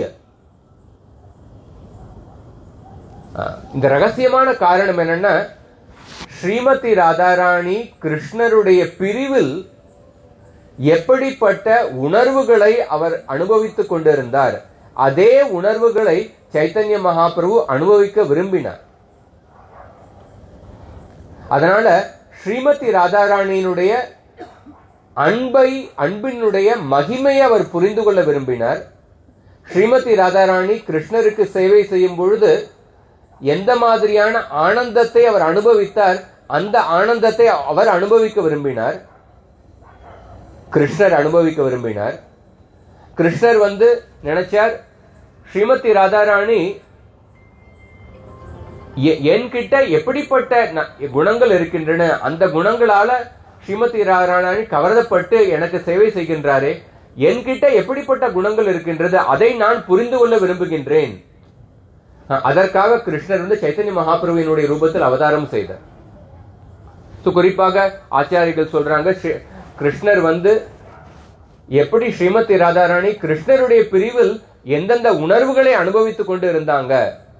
கிருஷ்ணர் விருந்தாவனத்தை விட்டுவிட்டு துவாரகைக்கு போன பொழுது பல வருடங்கள் ஸ்ரீமதி ராதாராணி அந்த பிரிவில் எந்த உணர்வுகளை அனுபவித்தார்கள், அந்த உணர்வுகளை அவரும் அனுபவிக்க விரும்பினார்.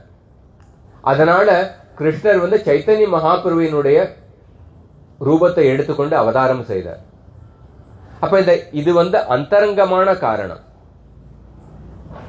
நம்ம சைத்தன்ய மகாபிரபுக்கு சேவை செய்யறதுன்னா, சைத்தன்ய மகாபிரபுவினுடைய அவதாரம் செஞ்சதுக்கான இந்த 2 காரணங்களை புரிந்து கொண்டு அதற்கு ஏற்றபடி அவருக்கு சேவை செய்யணும். இதுல இந்த இரண்டாவது அந்தரங்கமான காரணம் இது மிக மிக உயர்ந்த விஷயம். நம்மளுடைய கைக்கு கிடையாது, நான் எட்டினது கிடையாது. ஏன்னா இது மிக மிக உயர்ந்த விஷயம். சைத்தன்ய மகாபிரபுவுக்கு ஸ்வரூப தாமோதர் கோஸ்வாமி மற்றும் ராமானந்த ராய் அவர்கள் சைத்தன்ய மகாபிரபுவுக்கு இந்த அந்தரங்கமான காரணத்தில் அவர்கள் சேவை செய்தனர். சைத்தன்ய மகாபிரபு ஜெகநாத் புரியில இருந்த பொழுது, சைத்தன்ய மகாபிரபுடைய வாழ்க்கையை பார்க்கும் பொழுது, அவர் 48 வருஷம் இந்த உலகத்தில் இருந்தார். அதுல முதல் 36 வருஷத்துல, குறிப்பா முதல்ல அவர் தன்னுடைய ஒரு பண்டிதனாக குழந்தை பருவத்தில் அந்த மாதிரி லீலைகளை செய்தார். அதுக்கப்புறம் சங்கீர்த்தன இயக்கத்தை தொடங்கினார், சங்கீர்த்தன பிரச்சாரத்தை தொடங்கினார். 24வது வயசுல அவர் சந்நியாச ஆசிரமத்தில் பிரவேசித்தார். அதுக்கப்புறம் 6 வருஷம் அவர் பிரயாணம் செய்தார். இந்தியா முழுவதும் சந்நியாச தர்மத்தை கடைபிடிப்பதற்காக இந்தியா முழுவதும் பிரயாணம் செய்து சங்கீர்த்தனத்தை பிரச்சாரம் செய்தார். 2 வருஷம் ஜெகநாத் புரியில வருகின்ற பக்தர்களுக்கு பக்தியை பத்தி போதனை செய்தார். அந்த மாதிரி அவருடைய 36 வருஷம் இந்த சங்கீர்த்தனத்தை பிரச்சாரம் செய்வதில் போய்விட்டது. அந்த வெளிப்படையான காரணத்துக்காக எதற்காக அவதாரம் செய்தாரோ அதுல போய்விட்டது.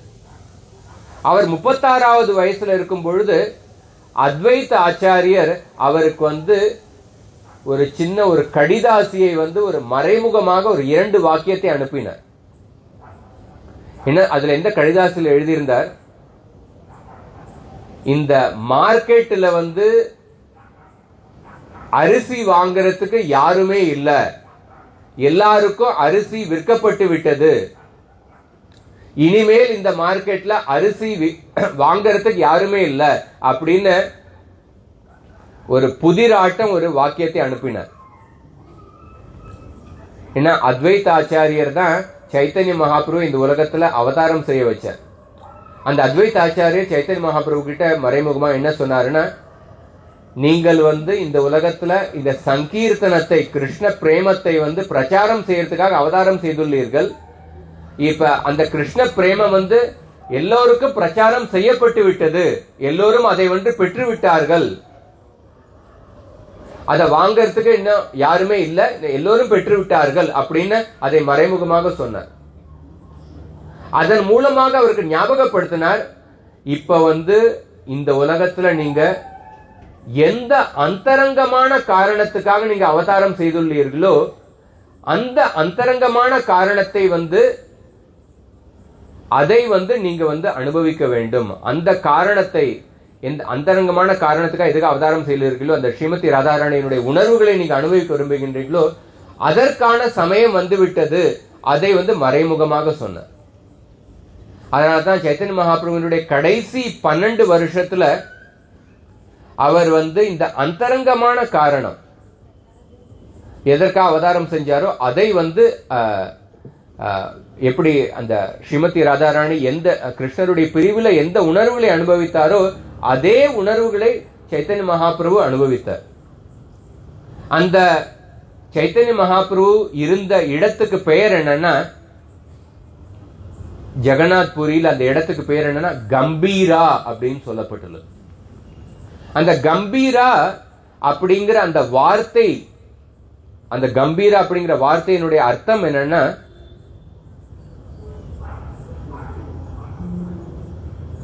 இதுவே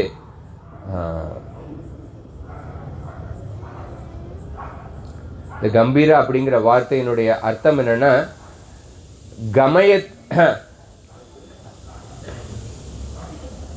கமனே பியாம் ராதி அப்படின்னா, கிருஷ்ணருடைய பிரிவில் ஸ்ரீமதி ராதாராணி எந்த உணர்வுகளை அனுபவித்துக் கொண்டு இருந்தாங்களோ அதை யார் காண்பித்தார்களோ அவர் அந்த நபரை குறிக்கின்றது.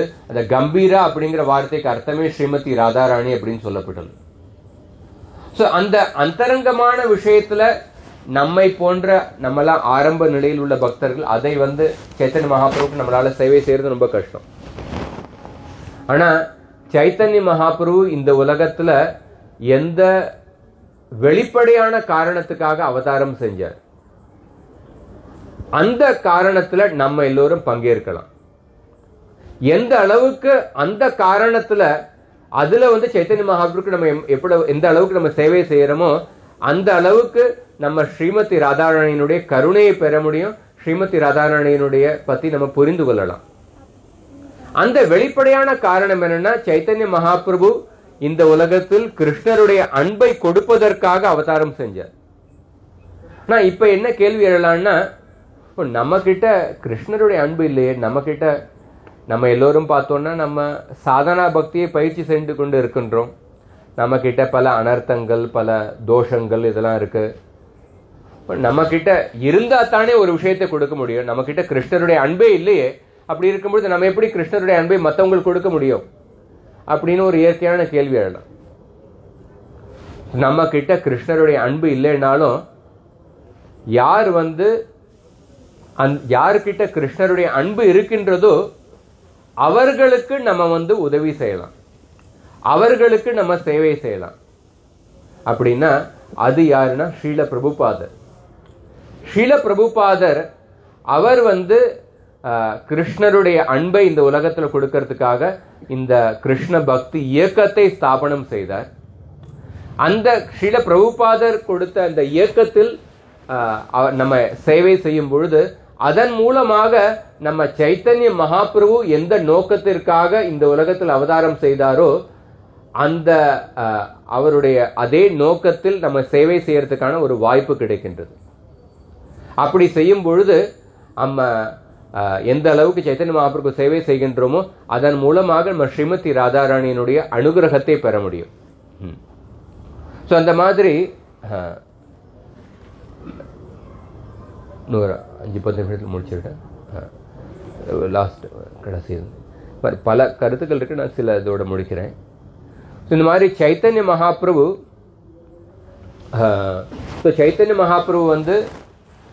எப்படி தேவி கிருஷ்ணமயி அப்படிங்கிற இந்த குணத்தை வெளிப்படுத்தினார் அப்படின்னு பார்க்கும்பொழுது, ஒரு தடவை ஜெகநாத் புரியில அவர் ஜெகநாதரை தரிசனம் செய்து கொண்டு இருந்தார். அந்த ஜெகநாதர் ஆலயத்துல கருடருடைய விக்கிரகத்துக்கு பக்கத்துல நின்று கொண்டு அவர் தரிசனம் செய்து கொண்டு இருந்தார்.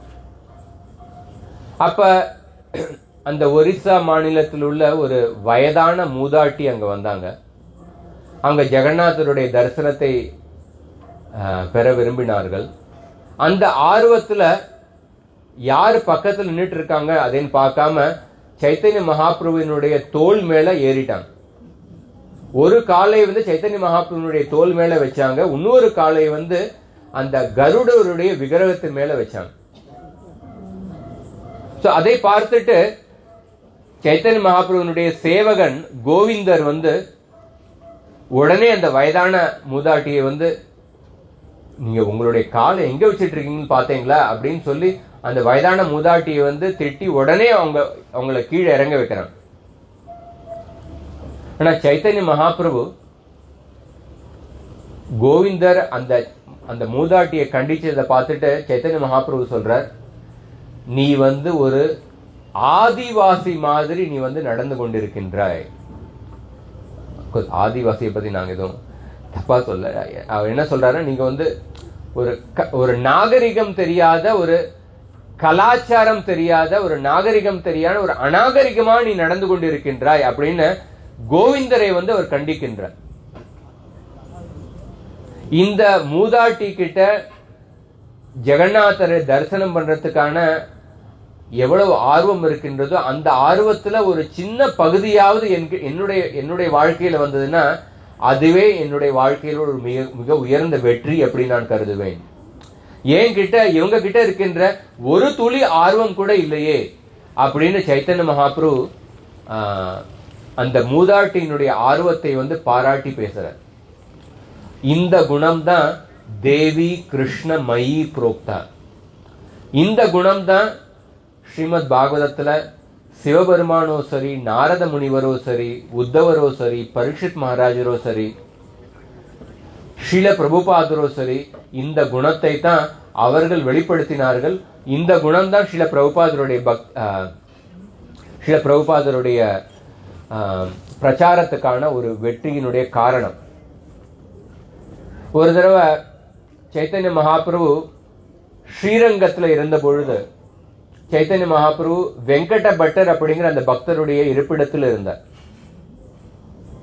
அப்ப வெங்கட பட்டர் கிட்ட கேட்டார், மகாலட்சுமி தாயார் கிருஷ்ணருடைய ராசலீலையில் பங்கேற்க விருப்பப்பட்டார்கள், ஆனால் அவருக்கு ஏன் அனுமதி கொடுக்கப்படவில்லை அப்படின்னு அந்த கேள்வியை கேட்டார்.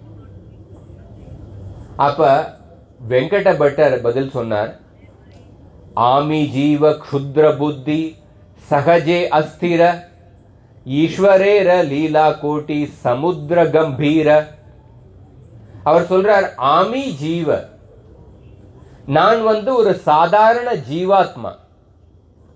ஜீவாத்மாவினுடைய அளவை பத்தி என்ன சொல்லப்பட்டிருக்குன்னா, ஒரு முடியினுடைய நுனியை 10,000 பாகமாக நீங்க பிரிச்சீங்கன்னா அதுதான் ஒரு ஜீவாத்மாவினுடைய அளவு.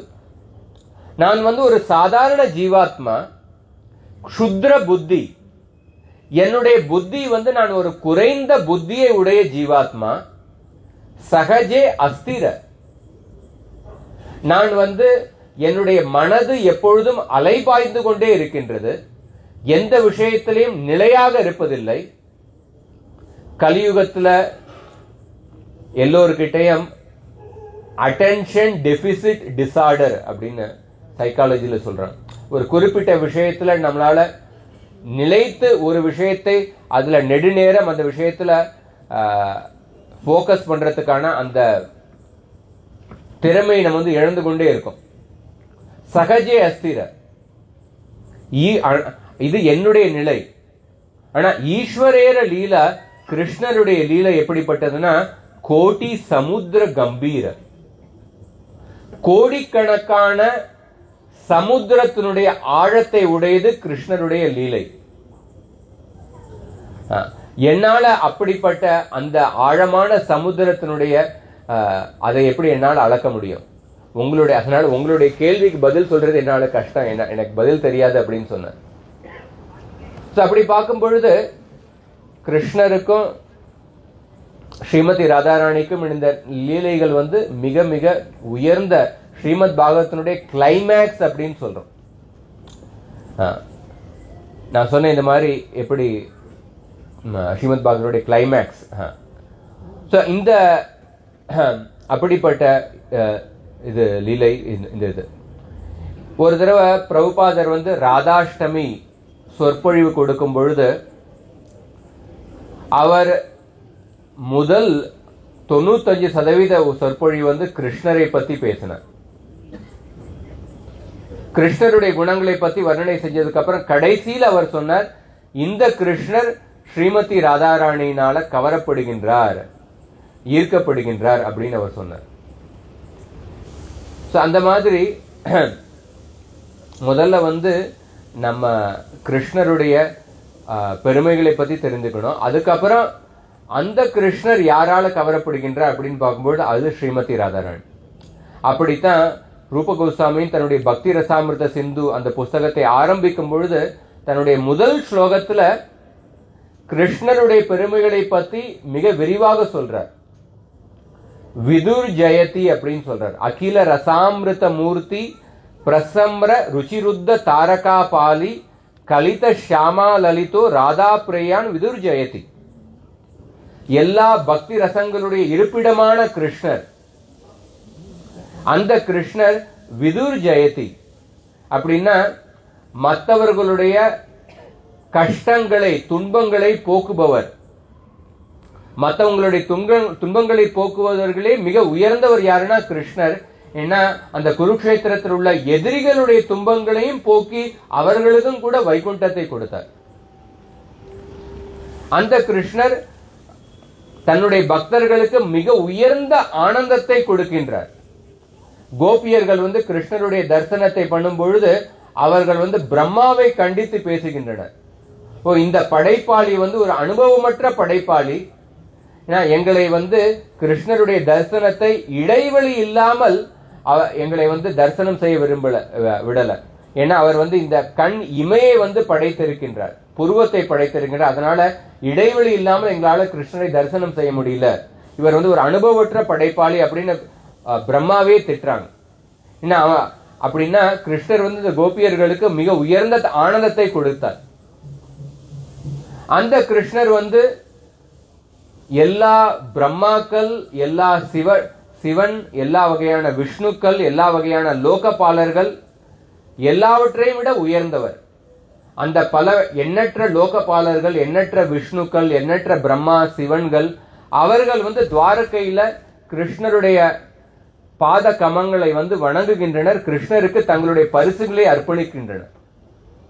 அப்படிப்பட்ட மேன்மையை உடைய கிருஷ்ணர், அப்படிப்பட்ட எல்லா பக்தி ரசங்களுடைய இருப்பிடமாக இருக்கின்ற கிருஷ்ணர் வந்து, அந்த கிருஷ்ணர் தாரகா மற்றும் பாலி இந்த கோபிகளை வந்து தன்னுடைய அழகின் மூலமாக அவர்களை தன்னுடைய கட்டுப்பாட்டுக்குள் கொண்டு வருகின்றார்.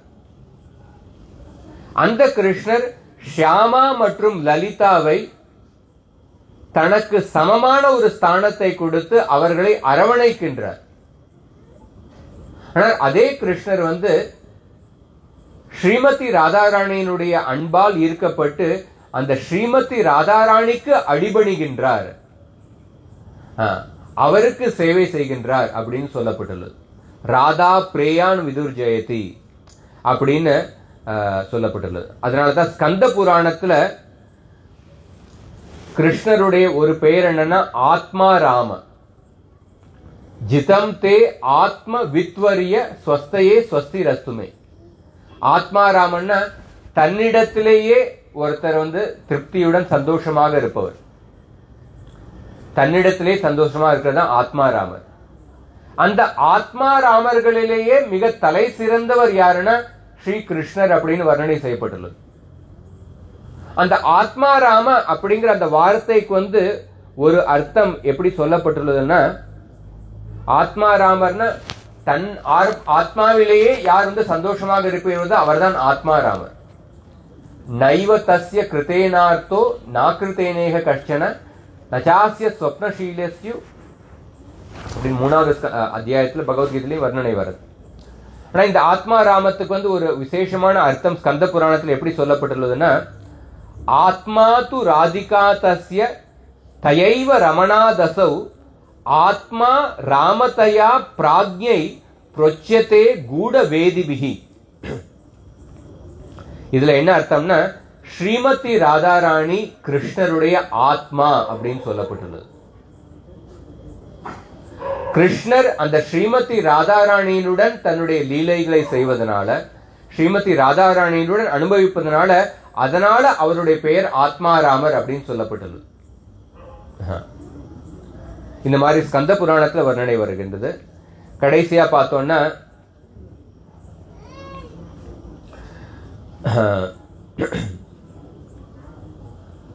இந்த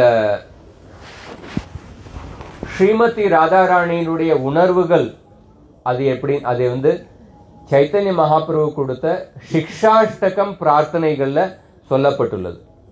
இந்த சிக்ஷாஷ்டகம் பிரார்த்தனைகளை பத்தி ஒரு பக்திதான் சரஸ்வதி தாக்கூருடைய ஒரு சிஷ்யர் பக்தி ரக்ஷக் ஸ்ரீதர் மகாராஜ் அவர் என்ன சொல்றாருன்னா, ஒரு அருமையான கருத்து சொல்றார். அவர் என்ன, கிருஷ்ணர் வந்து இந்த உலகத்துல கிருஷ்ணர் வந்து ரசராஜர். நான் வந்து எல்லா பக்தி ரசங்களையும் நான் அனுபவித்துக் கொண்டு இருக்கின்றேன்.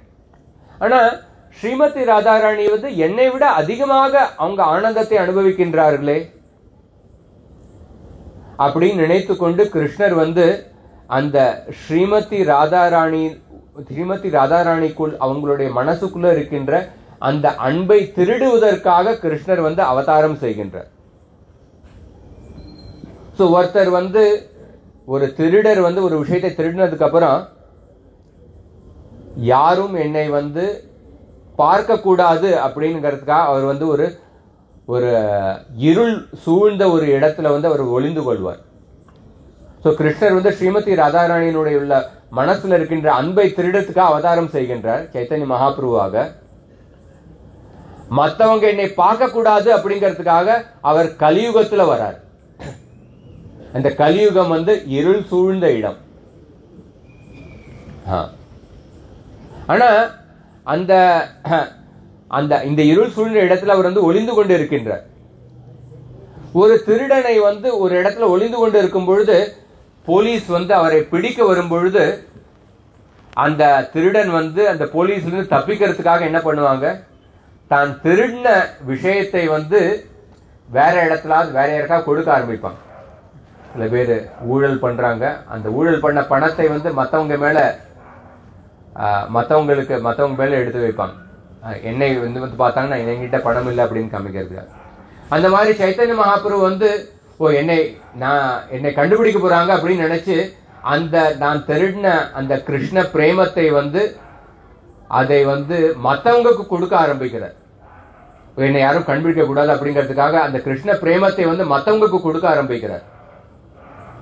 ஆனா அவர் எந்த அளவுக்கு மற்றவங்களுக்கு கொடுக்க ஆரம்பிக்கிறாரோ அவருடைய பிரகாசம் வந்து அவர் இன்னும் அதிகரித்து கொண்டே போனது. அப்படின்னா எந்த அளவுக்கு நம்ம இந்த கிருஷ்ண பக்தி பிரச்சாரத்துல நம்ம ஈடுபடுகின்றோமோ அதன் மூலமாக சைத்தன்ய மகாபிரபுனுடைய கருணை வந்து அதிகரித்து கொண்டே போகும். சைத்தன்ய மகாபிரபு அந்த கிருஷ்ண பிரேமத்தை வந்து எந்த அளவுக்கு மற்றவங்களுக்கு கொடுக்க ஆரம்பிச்சாரோ அவருடைய பிரகாசம் வந்து இன்னும் அதிகரித்து கொண்டே போனது. அப்ப வந்து சைத்தன்ய மகாபிரபு கடைசியில தன்னுடைய வாழ்க்கையினுடைய கடைசியில அப்ப சைத்தன்ய மகாபிரபு கிட்ட 2 பேர் வந்து பிடிச்சிட்டாங்க. எப்படி ஒரு போலீஸ் வந்து ஒரு திருடனை பிடிக்கும் பொழுது அவங்க கிட்ட புலன் விசாரணை செய்ய ஆரம்பிப்பாங்க. யாரு சைத்தன்ய மகாபிரபு பிடிச்சாங்கன்னா ராமானந்தராய் மற்றும் ஸ்வரூப் தாமோதர் கோஸ்வாமி. அவங்க 2 பேரும் சைத்தன்ய மகாபிரபு பிடிச்சு விசாரணை செய்ய ஆரம்பிச்சாங்க. அப்ப விசாரணை செய்யும் பொழுது சைத்தன்ய மகாபிரபு வந்து அவர் வந்து தான் திருடினதை ஒத்துக்கொண்டு ஆரம்பிச்சார். அவர் திருடினதை ஒத்துக்கொண்டு ஆரம்பிச்சார். அந்த எப்படி ஒத்துக்கொண்டாருன்னா அதுதான் சிக்ஷாஷ்டகம் பிரார்த்தனைகள் அப்படின்னு சொல்லப்பட்டுள்ளது. அப்படின்னா அந்த சிக்ஷாஷ்டகம் பிரார்த்தனைகள் வந்து அந்த சைத்தன்ய மகாபிரபு கொடுத்த அது வந்து ஸ்ரீமதி ராதாராணியினுடைய உணர்வுகள் அதை வந்து தன்னுடைய சிக்ஷாஷ்டகம் பிரார்த்தனைகள் மூலமாக வெளிப்படுத்துகின்றார். ஸோ சிக்ஷாஷ்டகம் பிரார்த்தனைகள் பார்த்தோம்னா எல்லா சாஸ்திரங்களுடைய மிக சாரமான கருத்து அதுல இருக்கு. பிரபுபாதர் அதை பத்தி ஒரு இடத்துல சொல்லும்போது இந்த சிக்ஷாஷ்டம் பிரார்த்தனைகள் வந்து இந்த உலகத்தில் உள்ள எல்லோருக்கும் தெரிந்து கொள்ள வேண்டிய பிரார்த்தனை அப்படின்னு சொல்றார். அந்த மாதிரி பார்க்கும்போது ஸ்ரீமதி ராதாராணி வாழ்க்கையில பார்க்கும்பொழுது ஒரு தடவை ஸ்ரீமதி ராதாராணி இன்னொரு கோபி கிட்ட போறாங்க. இப்போ கிருஷ்ணர் வந்து உங்களை அந்த கோபி வந்து ஸ்ரீமதி ராதாராணியுடைய ஒரு எதிர்கூட்டத்தில் இருக்கிறாங்க. ஆனா கிருஷ்ணருக்கு வந்து இந்த கோபியின் மூலமாக ஒரு ஆனந்தம் கிடைக்கின்றது அதை தெரிந்து கொள்ளும் பொழுது அந்த ஸ்ரீமதி ராதாராணி வந்து அந்த கோபி கிட்ட போய் கேட்கிறாங்க, நீங்கள் வந்து கிருஷ்ணருக்கு வந்து சேவை செய்யுங்கள் அப்படின்னு. அந்த கோபி எதிர்கூட்டத்தில் இருந்தாலும் அந்த கோபி கிட்ட வந்து கெஞ்சி கேட்கிறான். அப்படி பார்க்கும்போது ஸ்ரீமதி ராதாராணியினுடைய வாழ்க்கையில ஒரு உயர்ந்த மாதுரிய ரசத்தினுடைய சிகரத்தை நம்ம அதை பத்தியும் புரிந்து கொள்ள முடிகிறது. அதே சமயத்துல ஒரு சாதாரண விஷயம், நமக்கு ஒரு பக்தரை பிடிக்கலைனாலும் அந்த பக்தர் கிருஷ்ணருக்கு சரியாக சேவை செய்யறதுக்கான அவர்கிட்ட ஒரு திறமை இருக்கும் பொழுது அவர் அந்த பக்தரை பத்தி நமக்கு பிடிக்கலைன்னாலும் அந்த பக்தர்கிட்ட போய் நீங்களும் இந்த சேவைக்கு வாங்க அப்படின்னு அந்த பக்தருடன் ஒத்துழைப்பு கொடுப்பது, அந்த மாதிரியான அந்த கருத்தை நம்ம ஸ்ரீமதி ராதாராணியினுடைய இதுல நம்ம புரிந்து கொள்ளலாம். ஏன்னா இந்த காலகட்டத்தில் பார்க்கும் பொழுது பல சமயம் சனாதன தர்மத்துக்குள்ளேயே பல கருத்து வேறுபாடுகள், அதனால பல சண்டை சச்சரவு, பக்தர்கள் சமுதாயத்துக்குள்ள சில கருத்து வேறுபாடு, அந்த மாதிரி பல ஒரு ஒற்றுமை இல்லாமல் இருக்குது. ஆனால் அந்த ஒற்றுமைக்கு வரத்துக்கான ஒரு முக்கியமான ஒரு கருத்து என்னென்னா, தேவி கிருஷ்ண மயி புரோக்தா இந்த ஸ்ரீமதி ராதாராணியினுடைய இந்த குணத்தை பற்றி நம்ம சிந்திச்சோன்னா, இந்த குணத்தை ஒரு சிறிதளவாவது நம்மளுடைய வாழ்க்கையில் கடைப்பிடிக்க முயற்சி செஞ்சோன்னா, இது பக்தர்களுடைய சமுதாயத்தில் ஒற்றுமைக்கு மிக உதவியாக இருக்கும். மற்ற இந்த உலகத்தில் பிரச்சாரத்தை அதிகரிப்பதற்கு, மற்றவங்களுக்கு ஊக்கம் கொடுத்து பிரச்சாரத்தை அதிகரிப்பதற்கும் நம்ம இந்த குணம் மிக முக்கியமான குணம். இந்த மாதிரி சில கருத்துக்களை இன்றைக்கி இதோட முடித்துக் கொள்கின்றேன். ஹரே கிருஷ்ணா. நீங்கள் எல்லோரும் ரொம்ப பொறுமையாக இருந்து இவ்வளோ நீண்டமான உபன்யாசத்தை நீங்கள் கேட்டதுக்கு ரொம்ப நன்றி. கட்டாயம் இந்த கருத்துக்கள்லாம் என்னுடைய தகுதிக்கு மிக இதை விட ரொம்ப உயர்ந்த கருத்துக்கள் நானே என்னுடைய வாழ்க்கையில் கடைபிடிக்க வேண்டியதாக இருந்தது. நான் அப்படி இருந்தாலும் நான் எந்த கருத்துக்களை நான் கேட்டிருந்தேனோ அதே கருத்துக்களை அதை உங்ககிட்ட கொடுக்கறதுக்காக நான் முயற்சி செஞ்சேன். இதில் ஏதாவது தவறுகள் இருக்கு. Hare Krishna. Thank you so much Prabhuji. ரொம்ப ராதாராணி பற்றி ரொம்ப தூரமான விஷயம் நிறைய சொன்னீங்க. ரொம்ப பியூட்டிஃபுல்லாக, எஸ்பெஷலி கிருஷ்ணமயி பற்றி ரொம்ப நல்லா சொன்னீங்க. ஸோ ஏதாவது கேள்வி தான் கேட்கலாம். ஏதாவது கேள்வி தான் கேட்கலாம். ஒரு ஃபியூ அனௌன்ஸ்மெண்ட்ஸ் இருக்கு. ஹரே கிருஷ்ணா. இன்னைக்கு பிரசாதம் ஸ்பான்சர் பண்ணியிருக்காங்க 3 பேர். பிரியா ராஜேஷ் குடும்பத்தினர்,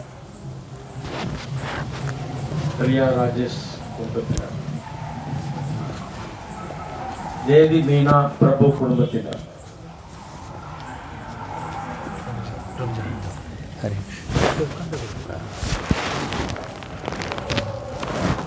ஹரே கிருஷ்ணா ஹரே கிருஷ்ணா கிருஷ்ண